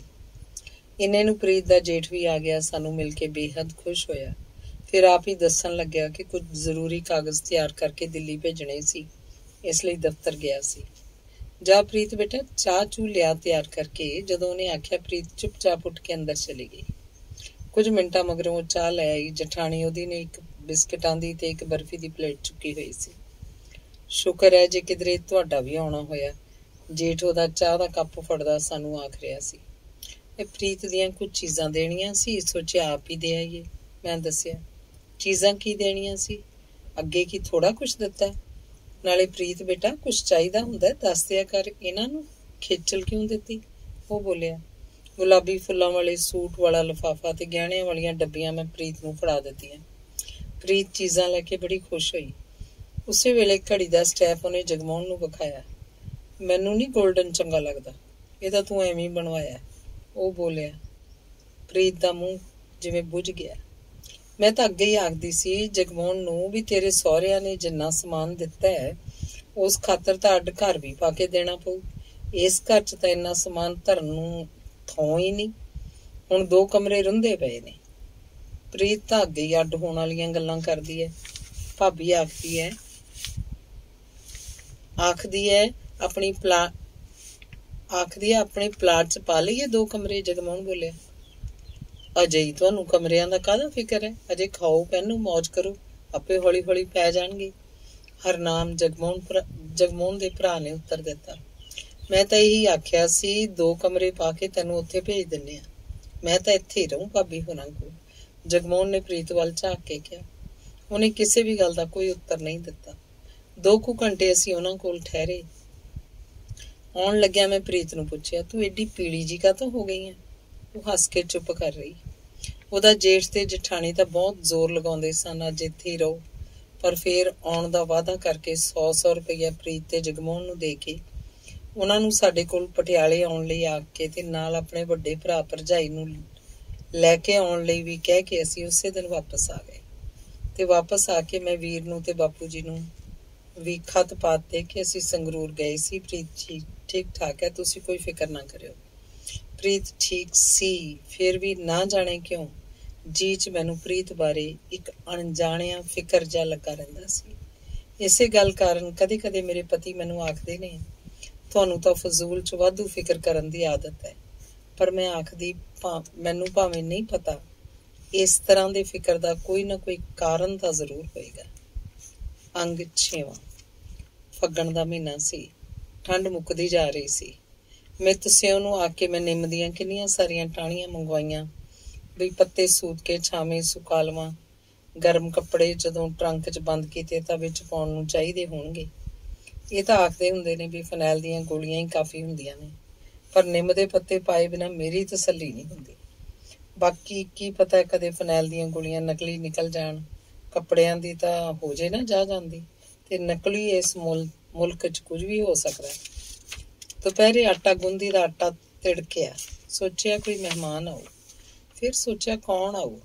ਬਾਪੂ ਜੀ, ਇਹਨਾਂ ਦਾ ਭਰਾ ਭਰਜਾਈ, ਪ੍ਰੀਤ ਹੋਰੀ। ਤੇ ਲੱਗਿਆ ਪ੍ਰੀਤ ਹੋਰੀ ਆਉਣਗੇ, ਪਰ ਰਾਤ ਤੀਕ ਜਦੋਂ ਕੋਈ ਨਾ ਆਇਆ ਤਾਂ ਲੱਗਿਆ ਇਸ ਜੱਗ 'ਚ 100 ਵੀ ਝੂਠੇ ਹੋ ਗਏ। ਰੋਟੀ ਖਾ ਕੇ ਸੌਣ ਹੀ ਲੱਗੇ ਸੀ ਜਦੋਂ ਚੰਡੀਗੜ੍ਹ ਤੋਂ ਵੀਰ ਦਾ ਚਪੜਾਸੀ ਆ ਗਿਆ। ਵੀਰ ਦੀ ਚਿੱਠੀ ਲੈ ਕੇ ਕਿ ਮਨੀ ਭੈਣ, ਬਾਪੂ ਜੀ ਕੁਝ ਢਿੱਲੇ ਨੇ, ਮੈਂ ਪਿੰਡ ਚੱਲਿਆ, ਅੱਜ ਹੀ ਸੁਨੇਹਾ ਆਇਆ, ਕੱਲ ਨੂੰ ਐਤਵਾਰ ਹੈ, ਤੂੰ ਤੇ ਜੀਜਾ ਜੀ ਵੀ ਪਿੰਡ ਆ ਜਾਇਓ, ਕਿਉਂਕਿ ਬਾਪੂ ਜੀ ਨੇ ਇਹੀ ਆਖਣਾ ਵੀ ਮਨੀ ਭੈਣ ਨੂੰ ਵੀ ਨਾਲ ਲੈ ਕੇ ਆਉਂਦਾ। ਚਿੱਠੀ ਪੜ੍ਹ ਕੇ ਹੌਲ ਜਿਹਾ ਪਿਆ, ਕਿਤੇ ਬਾਪੂ ਜੀ ਬਹੁਤੇ ਹੀ ਨਾ ਢਿੱਲੇ ਹੋਣ। ਅਗਲੇ ਦਿਨ ਅਸੀਂ ਪਿੰਡ ਚਲੇ ਗਏ। ਬਾਪੂ ਜੀ ਕਾਫੀ ਬਿਮਾਰ ਹੋ ਗਏ ਸੀ। ਤਾਪ ਚੜਨ ਲੱਗ ਪਿਆ ਸੀ, ਪਰ ਖਤਰੇ ਵਾਲੀ ਕੋਈ ਗੱਲ ਨਹੀਂ ਸੀ। ਡਾਕਟਰ ਨੇ ਦੱਸਿਆ ਜਿਹਨੂੰ ਵੀਰ ਚੰਡੀਗੜ੍ਹ ਤੋਂ ਹੀ ਨਾਲ ਲੈ ਗਿਆ ਸੀ, ਜਿਹੜਾ ਵੀਰ ਦਾ ਗੁਆਂਢੀ ਵੀ ਸੀ ਤੇ ਦੋਸਤ ਵੀ। ਪ੍ਰੀਤ ਨੂੰ ਬਾਪੂ ਜੀ ਨੇ ਸਾਡੇ ਨਾਲੋਂ ਵੀ ਪਹਿਲਾਂ ਸੱਦ ਲਿਆ ਹੋਇਆ ਸੀ। ਬਾਪੂ ਜੀ ਦੀ ਕੋਈ ਐਸੀ ਹਾਲਤ ਖਰਾਬ ਨਹੀਂ ਸੀ, ਫਿਰ ਵੀ ਨਾ ਜਾਣੇ ਕਿਉਂ ਪ੍ਰੀਤ ਘੜੀ ਮੁੜੀ ਰੋਈ ਜਾਂਦੀ ਸੀ। ਲੈ ਕਮਲੀ, ਮੈਂ ਤਾਂ ਹੁਣ ਨਦੀ ਕਿਨਾਰੇ ਰੁਖੜਾ, ਮੈਂ ਕਦ ਤਾਈਂ ਬੈਠਾ ਰਹੂੰ, ਉੜਕ ਤਾਂ ਜਾਣਾ ਹੀ ਹੈ। ਨਾਲੇ ਉਹ ਚਲੇ ਗਏ ਜਿਨ੍ਹਾਂ ਬਿਨਾਂ ਬਿੰਦ ਨਹੀਂ ਸੀ ਸਰਦਾ। ਬਾਪੂ ਜੀ ਨੇ ਪ੍ਰੀਤ ਦੇ ਸਿਰ ਤੇ ਹੱਥ ਰੱਖ ਕੇ ਕਿਹਾ, ਤੁਹਾਡਾ ਬਾਪੂ ਜੀ ਜੇ ਮਿਲਣ ਨੂੰ ਜੀ ਕਰਦਾ ਹੁੰਦਾ ਹੈ ਉਹੀ ਸੱਦ ਲਿਆ ਕਰੋ। ਸਾਰਿਆਂ ਨੂੰ ਬਿਮਾਰ ਕਾਹਦੇ ਲਈ ਹੁੰਦੇ ਹੋ? ਵੀਰ ਦੇ ਦੋਸਤ ਡਾਕਟਰ ਵੀਰ ਨੇ ਬਾਪੂ ਜੀ ਨੂੰ ਆਖਿਆ। ਇਹ ਤਾਂ ਜੀ ਮੈਂ ਦੱਸਦਾ, ਰੋਡੂ ਬਾਪੂ ਜੀ ਦੀਆਂ ਟੰਗਾਂ ਘੁੱਟਦਾ ਬੋਲਿਆ। ਬਈ ਨਾ, ਜਦੋਂ ਬਾਪੂ ਜੀ ਬਿਮਾਰ ਹੋਣ, ਜੇ ਚੰਡੀਗੜ੍ਹ ਵਾਲੇ ਕਾਕਾ ਜੀ ਆ ਜਾਣ, ਅੱਧਾ ਦੁੱਖ ਟੁੱਟ ਜਾਂਦਾ ਹੈ। ਜੇ ਮਨੀ ਭੈਣ ਜੀ ਆ ਜਾਣ, ਚੌਥਾ ਹਿੱਸਾ ਰਹਿ ਜਾਂਦਾ ਹੈ। ਤੇ ਜੇ ਪ੍ਰੀਤ ਆ ਜੇ, ਜਮਾਂ ਹੀ ਰਾਜੀ ਹੋ ਜਾਂਦੇ ਨੇ। ਤੇ ਜੇ ਨਾਲ ਡਾਕਟਰ ਸਾਹਿਬ ਵੀ ਆ ਜਾਣ ਤਾਂ ਮੁੜ ਕੇ 6 ਮਹੀਨੇ ਨਹੀਂ ਬਿਮਾਰ ਹੁੰਦੇ। ਰੋਡੂ ਦੀ ਗੱਲ ਸੁਣ ਕੇ ਸਾਰੇ ਹੱਸ ਪਏ। ਆਪਣੇ ਘਰ ਵਾਲੇ ਨੂੰ ਨਹੀਂ ਲਿਆਈ ਪ੍ਰੀਤ ਨਾਲ? ਮੇਰੇ ਪਤੀ ਨੇ ਮਜ਼ਾਕ ਨਾਲ ਪੁੱਛਿਆ। ਪ੍ਰੀਤ ਨੇ ਕੋਈ ਜਵਾਬ ਨਾ ਦਿੱਤਾ, ਜ਼ਰਾ ਕੁ ਹੱਸ ਕੇ ਚੁੱਪ ਕਰ ਰਹੀ। ਕਿ ਉਹਦਾ ਇਸ ਸਾਲ ਵੀ ਪਿਛਲੇ ਸਾਲ ਵਾਲਾ ਹੀ ਬਹਾਨਾ ਚੱਲਦਾ ਹੈ ਕਿ ਛੁੱਟੀ ਸਾਰੀ ਮੁੱਕ ਗਈ ਹੈ? ਉਹਨਾਂ ਨੇ ਦੁਬਾਰਾ ਪ੍ਰੀਤ ਨੂੰ ਪੁੱਛਿਆ। ਪ੍ਰੀਤ ਨੇ ਫੇਰ ਵੀ ਜਦੋਂ ਕੋਈ ਉੱਤਰ ਨਾ ਦਿੱਤਾ ਤਾਂ ਉਹਦੀ ਥਾਂ ਮੈਂ ਆਖਿਆ, ਕੋਈ ਕੰਮ ਹੋ ਗਿਆ ਹੋਣਾ। ਸਹੁਰੀ ਜਾਣ ਨਾਲੋਂ ਜ਼ਰੂਰੀ ਕੰਮ ਭਲਾ ਕਿਹੜਾ ਹੋ ਸਕਦਾ? ਉਹ ਬੋਲੇ। ਸਾਰੇ ਤੁਹਾਡੇ ਵਰਗੇ ਨਹੀਂ ਨਾ ਹੁੰਦੇ, ਮੈਂ ਹੱਸ ਕੇ ਕਿਹਾ। ਬਈ ਹੋਰ ਗੱਲਾਂ ਦੀਆਂ ਗੱਲਾਂ, ਬਾਈ ਹਰਦਿਆਲ ਨੂੰ ਮੁੰਡੇ ਲੱਭਣ ਦੀ ਚੰਗੀ ਜਾਚ ਹੈ, ਡਾਕਟਰ ਵੀਰ ਨੇ ਮੇਰੇ ਤੇ ਪ੍ਰੀਤ ਵੱਲ ਝਾਕ ਕੇ ਕਿਹਾ। ਕਿੱਥੇ ਡਾਕਟਰ ਸਾਹਿਬ, ਜਗਮੋਹਨ ਤਾਂ ਸੁਣਿਆ ਬਈ। ਇਹ ਕੁਝ ਆਖਣ ਹੀ ਵਾਲੇ ਸੀ ਕਿ ਪ੍ਰੀਤ ਨੇ ਚੌਂਕ ਕੇ ਇਹਨਾਂ ਵੱਲ ਵੇਖਿਆ। ਅੱਗੋਂ ਇਹ ਹੱਸ ਪਏ ਤੇ ਬੋਲੇ, ਸੁਣਿਆ ਜਗਮੋਹਨ ਤਾਂ ਸ਼ਰਾਬ ਬੜੀ ਪੀਂਦਾ। ਕਦੋਂ ਅੰਕਲ ਜੀ, ਕਿਉਂ ਗੱਪਾਂ ਮਾਰਦੇ ਹੋ? ਪ੍ਰੀਤ ਬੋਲੀ, ਪਰ ਨਾਲ ਹੀ ਉਹ ਜਿਵੇਂ ਘਬਰਾ ਜੀ ਗਈ ਤੇ ਫਿਰ ਪਤਾ ਨਹੀਂ ਕਦੋਂ ਉੱਠ ਕੇ ਚਲੀ ਗਈ। ਡਾਕਟਰ ਵੀਰ ਤੇ ਚੁਬਾਰੇ ਚਲੇ ਗਏ। ਹੁਣ ਤਾਂ ਤੁਸੀਂ ਠੀਕ ਹੋ, ਸਵੇਰੇ ਵਗ ਜੀਏ ਬਾਪੂ ਜੀ? ਵੀਰ ਨੇ ਬਾਪੂ ਜੀ ਤੋਂ ਪੁੱਛਿਆ। ਪੈਸੇ ਲੈ ਜੀ, ਭਲਕੇ ਮੰਡੀਓਂ ਕੁੜੀਆਂ ਨੂੰ ਕੱਪੜੇ ਲਿਆ ਦੇ, ਉਹ ਤੋਂ ਅਗਲੇ ਦਿਨ ਚਲੇ ਜਾਇਓ। ਬਾਪੂ ਜੀ ਨੇ ਅਚੇਤ ਜੇਬ ਟੋਂਦੇ ਆਖਿਆ। ਕੱਪੜੇ ਚੰਡੀਗੜ੍ਹ ਤੋਂ ਲੈ ਦੋ, ਇਹ ਇੱਥੋਂ ਹੁਣ ਖਾਲੀ ਜਾਣ ਹੈ ਕਮਲਾ? ਬਾਪੂ ਜੀ ਜ਼ਰਾ ਕੁ ਤਲਖ ਹੋ ਕੇ ਬੋਲੇ। ਵੀਰ ਚੁੱਪ ਕਰ ਗਿਆ। ਛੁੱਟੀ ਤੋਂ 2 ਦਿਨ ਦੀ ਲੈ ਕੇ ਆਇਆ ਸੀ, ਪਰ ਸੋਚਦਾ ਸੀ ਪਿੱਛੋਂ ਭਾਬੀ ਫਿਕਰ ਕਰਦੀ ਹੋ, ਛੇਤੀ ਮੁੜ ਜਾਣਾ ਚੰਗਾ ਸੀ। ਪਰ ਬਾਪੂ ਜੀ ਦੇ ਨਾਲ ਬਹਿਸ ਨਹੀਂ ਸੀ ਕੀਤੀ ਜਾ ਸਕਦੀ। ਲਿਆ ਰੋਡੂ, ਤੂੰ ਆਰਾਮ ਕਰ ਲੈ, ਹੁਣ ਮੈਂ ਘੁੱਟਦਾ। ਆਖ ਵੀਰ ਨੇ ਰੋਡੂ ਨੂੰ ਉਠਾ ਦਿੱਤਾ। ਬਾਪੂ ਜੀ ਦੀ ਪੈਂਦ ਬੈਠ ਕੇ ਉਹਨਾਂ ਦੀਆਂ ਲੱਤਾਂ ਘੁੱਟਣ ਲੱਗ ਪਿਆ। ਮੈਨੂੰ ਪ੍ਰੀਤ ਦਾ ਖਿਆਲ ਆਇਆ। ਉੱਠ ਕੇ ਦੂਸਰੇ ਕਮਰੇ 'ਚ ਗਈ। ਉੱਥੇ ਰੋਡੂ ਦੀ ਘਰ ਵਾਲੀ ਭਾਗਵੰਤੀ ਆਟਾ ਗੁੰਨ ਰਹੀ ਸੀ। ਪ੍ਰੀਤ ਕਿੱਥੇ ਹੈ? ਮੈਂ ਉਹਨੂੰ ਪੁੱਛਿਆ। ਪਰਲੇ ਅੰਦਰ ਹੈ, ਉਹਨੇ ਹੱਥ ਕਰਕੇ ਦੱਸਿਆ। ਪਰਲੇ ਅੰਦਰ ਜਾ ਕੇ ਦੇਖਿਆ ਪ੍ਰੀਤ ਚੁੱਪਚਾਪ ਮੰਜੇ ਤੇ ਪਈ ਛੱਤ ਵੱਲ ਝਾਕ ਰਹੀ ਸੀ। ਅੰਦਰ ਆ ਕੇ ਪੈ ਗਈ। ਮੈਂ ਉਹਦੇ ਕੋਲ ਬੈਠਦੀ ਨੇ ਪੁੱਛਿਆ। ਪ੍ਰੀਤ ਨੇ ਕੋਈ ਉੱਤਰ ਨਾ ਦਿੱਤਾ। ਜਗਮੋਹਨ ਦਾ ਕੀ ਹਾਲ ਹੈ? ਨਾਲ ਨਹੀਂ ਆਇਆ? ਮੈਂ ਪੁੱਛਿਆ। ਵੱਡੇ ਭਰਾ ਜੀ ਦੌਰੇ ਤੇ ਗਏ ਸੀ, ਘਰ 'ਚ ਕੋਈ ਤਾਂ ਬੰਦਾ ਚਾਹੀਦਾ। ਏਡੀ ਕਿਹੜੀ ਬਸੰਤ ਹੂਰਾਂ ਭਰੀ ਹੈ ਵੀ ਉਹਨੂੰ ਚੋਰ ਚੁੱਕ ਕੇ ਲੈ ਜਾਣਗੇ? ਮੈਂ ਮਜ਼ਾਕ ਕੀਤਾ। ਮੇਰੇ ਨਾਲੋਂ ਤਾਂ ਸੋਹਣੀ ਹੀ ਹੈ। ਪ੍ਰੀਤ ਤੋਂ ਨਾ ਜਾਣੇ ਕਿਵੇਂ ਆਖ ਹੋ ਗਿਆ। ਤੂੰ ਕਮਲੀ ਹੋ ਗਈ, ਇਹ ਤੈਨੂੰ ਕਿਹਨੇ ਆਖਿਆ? ਤੂੰ ਕਦੇ ਸ਼ੀਸ਼ੇ 'ਚ ਆਪਣੀ ਸ਼ਕਲ ਦੇਖੀ ਹੈ? ਅਗੇ ਕਿੱਥੇ ਰਾਜਾ ਭੋਜ ਤੇ ਕਿੱਥੇ ਗੰਗੂ ਤੇਲੀ, ਮੇਰਾ ਮਤਲਬ ਹੈ ਕਿੱਥੇ ਰਾਣੀ ਰੂਪਮਤੀ ਤੇ ਕਿੱਥੇ ਗੰਗੂ ਤੇਲੀ ਦੀ ਵਹੁਟੀ। ਪ੍ਰੀਤ ਮੇਰੇ ਉਲਟ ਪੁਲਟ ਮੁਹਾਵਰਿਆਂ ਦੇ ਹੱਸ ਪਈ ਤੇ ਆਖਣ ਲੱਗੀ, ਬੜੇ ਤਕੜੇ ਸਰਦਾਰਾਂ ਦੀ ਧੀ ਹੈ ਉਹ। 100 ਵਿਗੇ ਜ਼ਮੀਨ ਵੀ ਉਹਦੇ ਬਾਪ ਨੇ ਦਿੱਤੀ ਹੋਈ ਹੈ। ਆਹੋ ਵਾਧੀ ਹੋਣੀ ਹੈ ਵੀ ਚਲੋ ਕੁੜੀ ਨੂੰ ਦੇ ਦੋ। ਇੱਕ ਭਰਾ ਉਹਦਾ ਕਰਨਲ ਹੈ ਤੇ ਇੱਕ ਵਲੈਤ ਗਿਆ ਹੋਇਆ। ਵਲੈਤ ਵਾਲਾ ਪਿੱਛੇ ਜੇ ਆਇਆ ਸੀ, ਬੜੀਆਂ ਚੀਜ਼ਾਂ ਲੈ ਕੇ ਆਇਆ ਸੀ, ਪਰ ਅਕਲੋਂ ਸ਼ਕਲੋਂ ਤਾਂ ਨਹੀਂ ਉਹ ਤਕੜੇ ਘਰ ਦੀ ਲੱਗਦੀ। ਪਰ ਫੇਰ ਆਪਣੇ ਵਰਗੇ ਤਕੜੇ ਘਰ ਹੀ ਕਿਉਂ ਨਾ ਵਿਆਹੀ ਅਗਲਿਆਂ। ਜਗਮੋਹਨ ਦਾ ਘਰ ਤਾਂ ਰਾਸੀ ਜਿਹਾ ਲੱਗਦਾ। ਭਾਵੇਂ ਠੀਕ ਹੈ, ਭਰਾ ਦੋਨੋਂ ਪੜ੍ਹ ਲਿਖ ਕੇ ਚੰਗੀਆਂ ਨੌਕਰੀਆਂ ਤੇ ਹੈਗੇ ਆ। ਇੱਕ ਦਿਨ ਆਪੇ ਦੱਸਦੀ ਸੀ, ਅਖੇ ਨਾ ਬੜੀਆਂ ਫਰਮਾਇਸ਼ਾਂ ਪਾ ਕੇ ਲਿਆ ਸੀ ਰਿਸ਼ਤਾ। ਕਿਉਂ? ਪਤਾ ਨਹੀਂ, ਤਾਈਓ ਹਰਨਾਮ ਤੇਰਾ ਜੇਠ ਇੰਨਾ ਦਬਦਾ ਹੈ ਉਤੋਂ। ਹੁਣ ਮਨੀ ਆਂਟੀ ਹੈ ਉਹ ਬਹੁਤ ਚੁਸਤ। ਮੈਂ ਤਾਂ ਹੈਰਾਨ ਹੀ ਹੋ ਜਾਂਦੀ ਹਾਂ ਕਈ ਗੱਲਾਂ ਤਾਂ ਮੈਨੂੰ ਸਮਝ ਹੀ ਨਹੀਂ ਆਉਂਦੀਆਂ। ਕਿਵੇਂ? ਮੈਂ ਪੁੱਛਿਆ। ਸਾਰਾ ਦਿਨ ਮੈਂ ਕੰਮ ਕਰਦੀ ਰਹੂੰ ਤੇ ਜਦੋਂ ਇਹਨਾਂ ਦੇ ਘਰ ਆਉਣ ਦਾ ਵੇਲਾ ਹੋ ਤਾਂ ਆਖੂ ਉੱਠ, ਫਟਾਫਟ ਮੂੰਹ ਧੋ ਕੇ ਕੱਪੜੇ ਬਦਲ ਲੈ, ਆਦਮੀ ਦੇ ਆਉਂਦੇ ਨੂੰ ਸੋਹਣੀ ਲੱਗੇ। ਗੱਲ ਤਾਂ ਠੀਕ ਹੈ ਨਾ? ਨਹੀਂ ਆਂਟੀ, ਮਤਲਬ ਉਹਦਾ ਹੁੰਦਾ ਹੈ ਕਿ ਇਹ ਲੱਗੇ ਕਿ ਕੰਮ ਸਾਰਾ ਉਹੀ ਕਰਦੀ ਹੈ। ਅੱਛਾ, ਹੋਰ ਦੱਸਾਂ? ਆਪ ਸਾਰਾ ਦਿਨ ਵਿਹਲੀ ਪਈ ਰਹੋ। ਜਦੋਂ ਭਰਾ ਜੀ ਦਫ਼ਤਰੋਂ ਆਉਣ ਦਾ ਵੇਲਾ ਹੋ, ਫਟਾਫਟ ਕਦੇ ਇਹ ਕਰੂ ਕਦੇ ਉਹ ਕਰੂ, ਜਿਵੇਂ ਸਾਰਾ ਦਿਨ ਕੰਮ ਤੋਂ ਵੇਲ ਨਹੀਂ ਮਿਲੀ ਹੁੰਦੀ। ਪਰ ਮੈਂ ਆਖਦੀ ਆਂਟੀ ਕੀ ਗੱਲਾਂ ਨੇ ਇਹ ਕਾਮਯਾਬ ਦੁਨੀਆਦਾਰ ਔਰਤਾਂ ਦੇ ਤੌਰ ਤਰੀਕੇ ਨੇ। ਪ੍ਰੀਤ ਕੁਝ ਸੋਚਦੀ ਚੁੱਪ ਕਰ ਰਹੀ। ਤੇਰੇ ਨਾਲ ਤਾਂ ਠੀਕ ਠਾਕ ਰਹਿੰਦੀ ਹੈ ਨਾ ਉਹ? ਮੈਂ ਪੁੱਛਿਆ। ਉੱਤੋਂ ਤਾਂ ਠੀਕ ਠਾਕ ਹੀ ਰਹਿੰਦੀ ਹੈ, ਪਰ ਵਿੱਚੋਂ ਗੱਲਾਂ ਹੋਰ ਹੀ ਤਰ੍ਹਾਂ ਦੀਆਂ ਕਰਦੀ। ਹੋਰ ਤਰ੍ਹਾਂ ਦੀਆਂ ਕਿਵੇਂ? ਛੱਡੋ ਮਨੀ ਆਂਟੀ, ਇਹ ਵੀ ਭਲਾ ਕੋਈ ਗੱਲਾਂ ਨਹੀਂ ਕਰਨ ਵਾਲੀਆਂ। ਚਲ ਉਹਦਾ ਕੀ ਹੈ, ਜਗਮੋਹਨ ਠੀਕ ਠਾਕ ਚਾਹੀਦਾ। ਮੈਂ ਆਖਿਆ। ਮਨੀ ਆਂਟੀ ਸ਼ਰਾਬ ਪੀ ਕੇ ਸੱਚੀ ਆਦਮੀਆਂ ਨੂੰ ਪਤਾ ਨਹੀਂ ਰਹਿੰਦਾ। ਲੈ ਢਕੌਂਸਲੇ ਨੇ ਵਾਧੂ। ਕਦੇ ਦੇਖਿਆ ਵੀ ਸ਼ਰਾਬ ਪੀ ਕੇ ਕੋਈ ਆਦਮੀ ਆਪਣੀ ਮਾਂ ਭੈਣ ਨੂੰ ਕੋਈ ਗੱਲ ਆਖ ਦੇਵੇ? ਪਰ ਕੀ ਗੱਲ, ਤੂੰ ਕਿਉਂ ਪੁੱਛਦੀ ਐ? ਐਵੇਂ ਪ੍ਰੀਤ, ਕਦੇ ਕੋਈ ਨਹੀਂ ਪੁੱਛਦਾ ਹੁੰਦਾ। ਤੂੰ ਮੇਰੇ ਕੋਲੋਂ ਵੀ ਕਿਉਂ ਗੱਲਾਂ ਛੁਪਾਉਂਦੀ ਰਹਿੰਦੀ ਹੈ? ਜਦੋਂ ਮੈਂ ਆਖਿਆ, ਪ੍ਰੀਤ ਨੇ ਅੱਖਾਂ ਜੀਆਂ ਭਰ ਲਈਆਂ। ਮੈਂ ਸਰਕ ਕੇ ਹੋਰ ਉਹਦੇ ਕੋਲ ਹੋ ਕੇ ਉਹਦੇ ਮੋਢੇ ਤੇ ਹੱਥ ਰੱਖ ਕੇ ਆਖਿਆ, ਪ੍ਰੀਤ ਤੈਨੂੰ ਮੇਰੀ ਸਹੁੰ ਲੱਗੇ, ਸੱਚੋ ਸੱਚ ਦੱਸ ਕੀ ਗੱਲ ਹੈ? ਨਹੀਂ ਮਨੀ ਆਂਟੀ, ਮੈਨੂੰ ਤੁਹਾਡੀ ਸਹੁੰ ਕੋਈ ਨਾ ਲੱਗੇ। ਕਿਉਂ ਨਾ ਲੱਗੇ? ਜ਼ਰੂਰ ਲੱਗੇ, ਦੱਸੋ ਕੀ ਗੱਲ ਹੈ? ਪ੍ਰੀਤ ਚੁੱਪ ਜਿਹੀ ਕਰ ਗਈ। ਪ੍ਰੀਤ ਤੈਨੂੰ ਮੇਰੀ ਸਹੁੰ ਲੱਗੇ ਜੇ ਨਾ ਦੱਸੇ। ਮੈਂ ਫੇਰ ਕਿਹਾ, ਮਨੀ ਆਂਟੀ ਜਦੋਂ ਵੱਡੇ ਭਰਾ ਜੀ ਦੌਰੇ ਤੇ ਗਏ ਹੁੰਦੇ ਨੇ, ਇਹ ਬੜੀ ਉਹ ਸ਼ਰਾਬ ਪੀਂਦੇ ਨੇ। ਤੇ ਅੱਗੋਂ ਗੱਲ ਕਰਦੀ ਰੁਕ ਗਈ। ਪਰ ਜੱਟਾਂ ਦੇ ਮੁੰਡੇ ਸ਼ਰਾਬ ਪੀ ਪੂ ਹੀ ਲੈਂਦੇ ਨੇ, ਤਾਂ ਕੀ ਹੈ? ਮੈਂ ਗੱਲ ਨੂੰ ਸਧਾਰਨ ਬਣਾਉਣ ਲਈ ਆਖਿਆ। ਤੇ ਮਨੀ ਆਂਟੀ ਬਹੁਤੀ ਪੀ ਕੇ ਹਮੇਸ਼ਾ ਇਹ ਆਖਦੇ ਨੇ ਕਿ ਮੈਨੂੰ ਤੇਰੇ ਨਾਲ ਵਿਆਹ ਨਹੀਂ ਸੀ ਕਰਨਾ ਚਾਹੀਦਾ। ਪ੍ਰੀਤ ਨੇ ਅੱਖਾਂ ਭਰ ਕੇ ਦੱਸਿਆ। ਕੋਈ ਨਹੀਂ, ਸ਼ਰਾਬ ਪੀ ਕੇ ਆਦਮੀ ਬਥੇਰਾ ਕੁਝ ਆਖ ਦਿੰਦੇ ਹੁੰਦੇ ਨੇ, ਪਰ ਉਹਦਾ ਮਤਲਬ ਕੁਝ ਨਹੀਂ ਹੁੰਦਾ। ਇਹੋ ਜਿਹੀਆਂ ਗੱਲਾਂ ਜੀ 'ਚ ਨਹੀਂ ਰੱਖੀ ਦੀਆਂ ਹੁੰਦੀਆਂ। ਤੇ ਨਾਲੇ ਭਾਬੀ ਨੇ ਉਹਦੀ ਰੋਕਦੀ, ਜਾਂ ਭਰਾ ਨੂੰ ਉਹਦੇ ਨੂੰ ਦੱਸਦੀ ਨਹੀਂ ਵੀ ਪਿੱਛੋਂ ਸ਼ਰਾਬ ਪੀਂਦਾ? ਮੈਂ ਪੁੱਛਿਆ। ਪਤਾ ਨਹੀਂ, ਪ੍ਰੀਤ ਬੋਲੀ। ਨਾਲ ਕਿਉਂ ਨਹੀਂ ਆਇਆ ਤੇਰੇ? ਮੈਂ ਫੇਰ ਪੁੱਛਿਆ। ਮੈਨੂੰ ਭੁੱਲ ਹੀ ਗਿਆ ਸੀ ਕਿ ਇਹ ਗੱਲ ਮੈਂ ਪ੍ਰੀਤ ਨੂੰ ਪਹਿਲਾਂ ਹੀ ਪੁੱਛ ਚੁੱਕੀ ਹਾਂ। ਦੱਸਿਆ ਤਾਂ ਸੀ ਮਨੀ ਆਂਟੀ ਕਿ ਵੱਡੇ ਭਰਾ ਜੀ ਦੌਰੇ ਤੇ ਗਏ ਹੋਏ ਸੀ ਤੇ ਘਰ ਕੋਈ ਬੰਦਾ ਤਾਂ ਚਾਹੀਦਾ। ਲੈਣ ਤਾਂ ਆਏਗਾ ਨਾ ਤੈਨੂੰ? ਜਦੋਂ ਮੈਂ ਪੁੱਛਿਆ ਚੁੱਪ ਜਿਹੀ ਕਰ ਗਈ। ਕਿੰਨੇ ਦਿਨਾਂ ਲਈ ਭੇਜਿਆ ਉਹਨੇ? ਮੈਂ ਪੁੱਛਿਆ। ਆਖਦੇ ਸੀ ਰਹਿ ਆਈ, ਜਿੰਨੇ ਦਿਨ ਰਹਿਣਾ ਹੈ। ਜਦੋਂ ਆਉਣਾ ਹੋਊ ਖਤ ਪਾ ਦੇਈ, ਨਹੀਂ ਤਾਂ ਆਪਣੇ ਚਾਚਾ ਜੀ ਨੂੰ ਆਖੀ ਛੱਡ ਜਾਣਗੇ। ਪ੍ਰੀਤ ਨੇ ਜਦੋਂ ਦੱਸਿਆ ਮੈਨੂੰ ਮਾੜਾ ਲੱਗਿਆ। ਪਹਿਲੇ 2 ਸਾਲ ਤਾਂ ਅਗਲਿਆਂ ਨੂੰ ਏਡਾ ਖਿਆਲ ਹੁੰਦਾ ਵੀ ਵਹੁਟੀ ਪੇਕਿਆਂ ਨੂੰ ਜਾਣ ਦਾ ਨਾਂ ਲਏ ਤਾਂ ਅਗਲੇ ਲੜਨ ਲੱਗ ਪੈਂਦੇ ਨੇ, ਤੇ ਜੇ ਅਗਲੀ ਬਹੁਤਾ ਹੀ ਕਹੇ ਤਾਂ ਆਪ ਨਾਲ ਜਾ ਕੇ ਮਿਲਾ ਲਿਆਉਣਗੇ। ਪਰ ਜਗਮੋਹਨ ਨੇ ਆਖਿਆ ਸੀ ਰਹਿ ਆਈ, ਜਿੰਨੇ ਦਿਨ ਉਹ ਕਹਿਣਗੇ। ਉਹ ਵੀ ਪ੍ਰੀਤ ਵਰਗੀ ਕੁੜੀ ਨੂੰ, ਜਿਹਨੂੰ ਵੇਖਿਆ ਭੁੱਖ ਲੈਂਦੀ ਹੈ। ਫਿਰ ਕਿੰਨੇ ਕੁ ਦਿਨ ਰਹਿਣਾ? ਬਾਪੂ ਜੀ ਤਾਂ ਹੁਣ ਅੱਗੇ ਨਾਲੋਂ ਠੀਕ ਨੇ। ਪਰਸੋਂ ਮੈਂ ਤੁਹਾਡੇ ਨਾਲ ਹੀ ਚੱਲਾਂਗੀ। ਉੱਥੋਂ ਅੰਕਲ ਜੀ ਛੱਡ ਆਉਣਗੇ। ਪਰ ਨਹੀਂ, ਉੱਕਰ ਆਦਰ ਨਾਲ ਜਾਈਦਾ। ਇਹ ਕੀ ਵੀ ਅਸੀਂ ਆਪੇ ਛੱਡ ਆਈਏ, ਖਤ ਪਾ ਦਿਆਂਗੇ ਬਈ ਜਗਮੋਹਨ ਆ ਕੇ ਲੈ ਜਾਏ। ਤੂੰ ਕੁਝ ਚਿਰ ਲਈ ਸਾਡੇ ਕੋਲ ਰਹੀ। ਮੈਂ ਆਖਿਆ। ਨਹੀਂ ਆਂਟੀ। ਆਖੋ ਫਿਰ ਚੁੱਪ ਜੀ ਕਰ ਗਈ। ਤੇਰਾ ਜੇਠ ਤਾਂ ਸਾਊ ਬੰਦਾ ਲੱਗਦਾ, ਮੈਂ ਸਰਸਰੀ ਆਖਿਆ। ਪ੍ਰੀਤ ਨੇ ਹਾਂ 'ਚ ਸਿਰ ਹਿਲਾਇਆ। ਦੇਖਣ ਨੂੰ ਤਾਂ ਲੱਗਦਾ ਹੀ ਨਹੀਂ ਵੀ ਜਗਮੋਹਨ ਦਾ ਭਰਾ ਹੈ। ਉਹ ਤਾਂ ਦੇਖ ਨਾ, ਕਿੱਡਾ ਉੱਚਾ ਲੰਮਾ ਤਕੜਾ ਸੋਹਣਾ ਜਵਾਨ ਹੈ। ਉਹ ਤਾਂ ਉਹੀ ਘਾਟੇ ਦਾ ਮਾਰਿਆ ਜਿਹਾ ਲੱਗਦਾ। ਇੱਕ ਤਾਂ ਉਹ ਕੰਮ ਬਹੁਤ ਜ਼ਿਆਦਾ ਕਰਦੇ ਨੇ। ਦਫ਼ਤਰ ਘਰ ਵੀ ਫਾਈਲਾਂ ਚੁੱਕ ਲਿਆਉਂਦੇ ਨੇ। ਤੇ ਤੂੰ ਕਈ ਵਾਰੀ ਰਾਤ ਨੂੰ 12 ਵਜੇ ਤੱਕ ਕੰਮ ਕਰਦੇ ਰਹਿੰਦੇ ਨੇ। ਦੂਜਾ ਉਹਨਾਂ ਨੂੰ ਸ਼ੂਗਰ ਦੀ ਬਿਮਾਰੀ ਹੈ, ਜਿਸ ਕਰਕੇ ਚਾਹ ਵੀ ਫਿੱਕੀ ਪੀਂਦੇ ਨੇ, ਪ੍ਰੀਤ ਨੇ ਦੱਸਿਆ। ਮੈਂ ਤਾਂ ਸੋਚਿਆ ਕਿਤੇ ਵਹੁਟੀ ਕੁੱਟਦੀ ਹੈ ਤਾਂ ਇਹੋ ਜਿਹਾ। ਮੈਂ ਮਖੌਲ ਕੀਤਾ।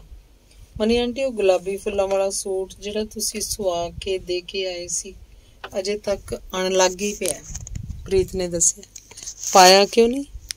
ਅੱਗੋਂ ਪ੍ਰੀਤ ਫਿਰ ਚੁੱਪ ਜਿਹੀ ਕਰ ਗਈ ਤੇ ਮੈਂ ਕਿੰਨਾ ਚਿਰ ਉਹਦੇ ਮੂੰਹ ਵੱਲ ਦੇਖਦੀ ਰਹੀ।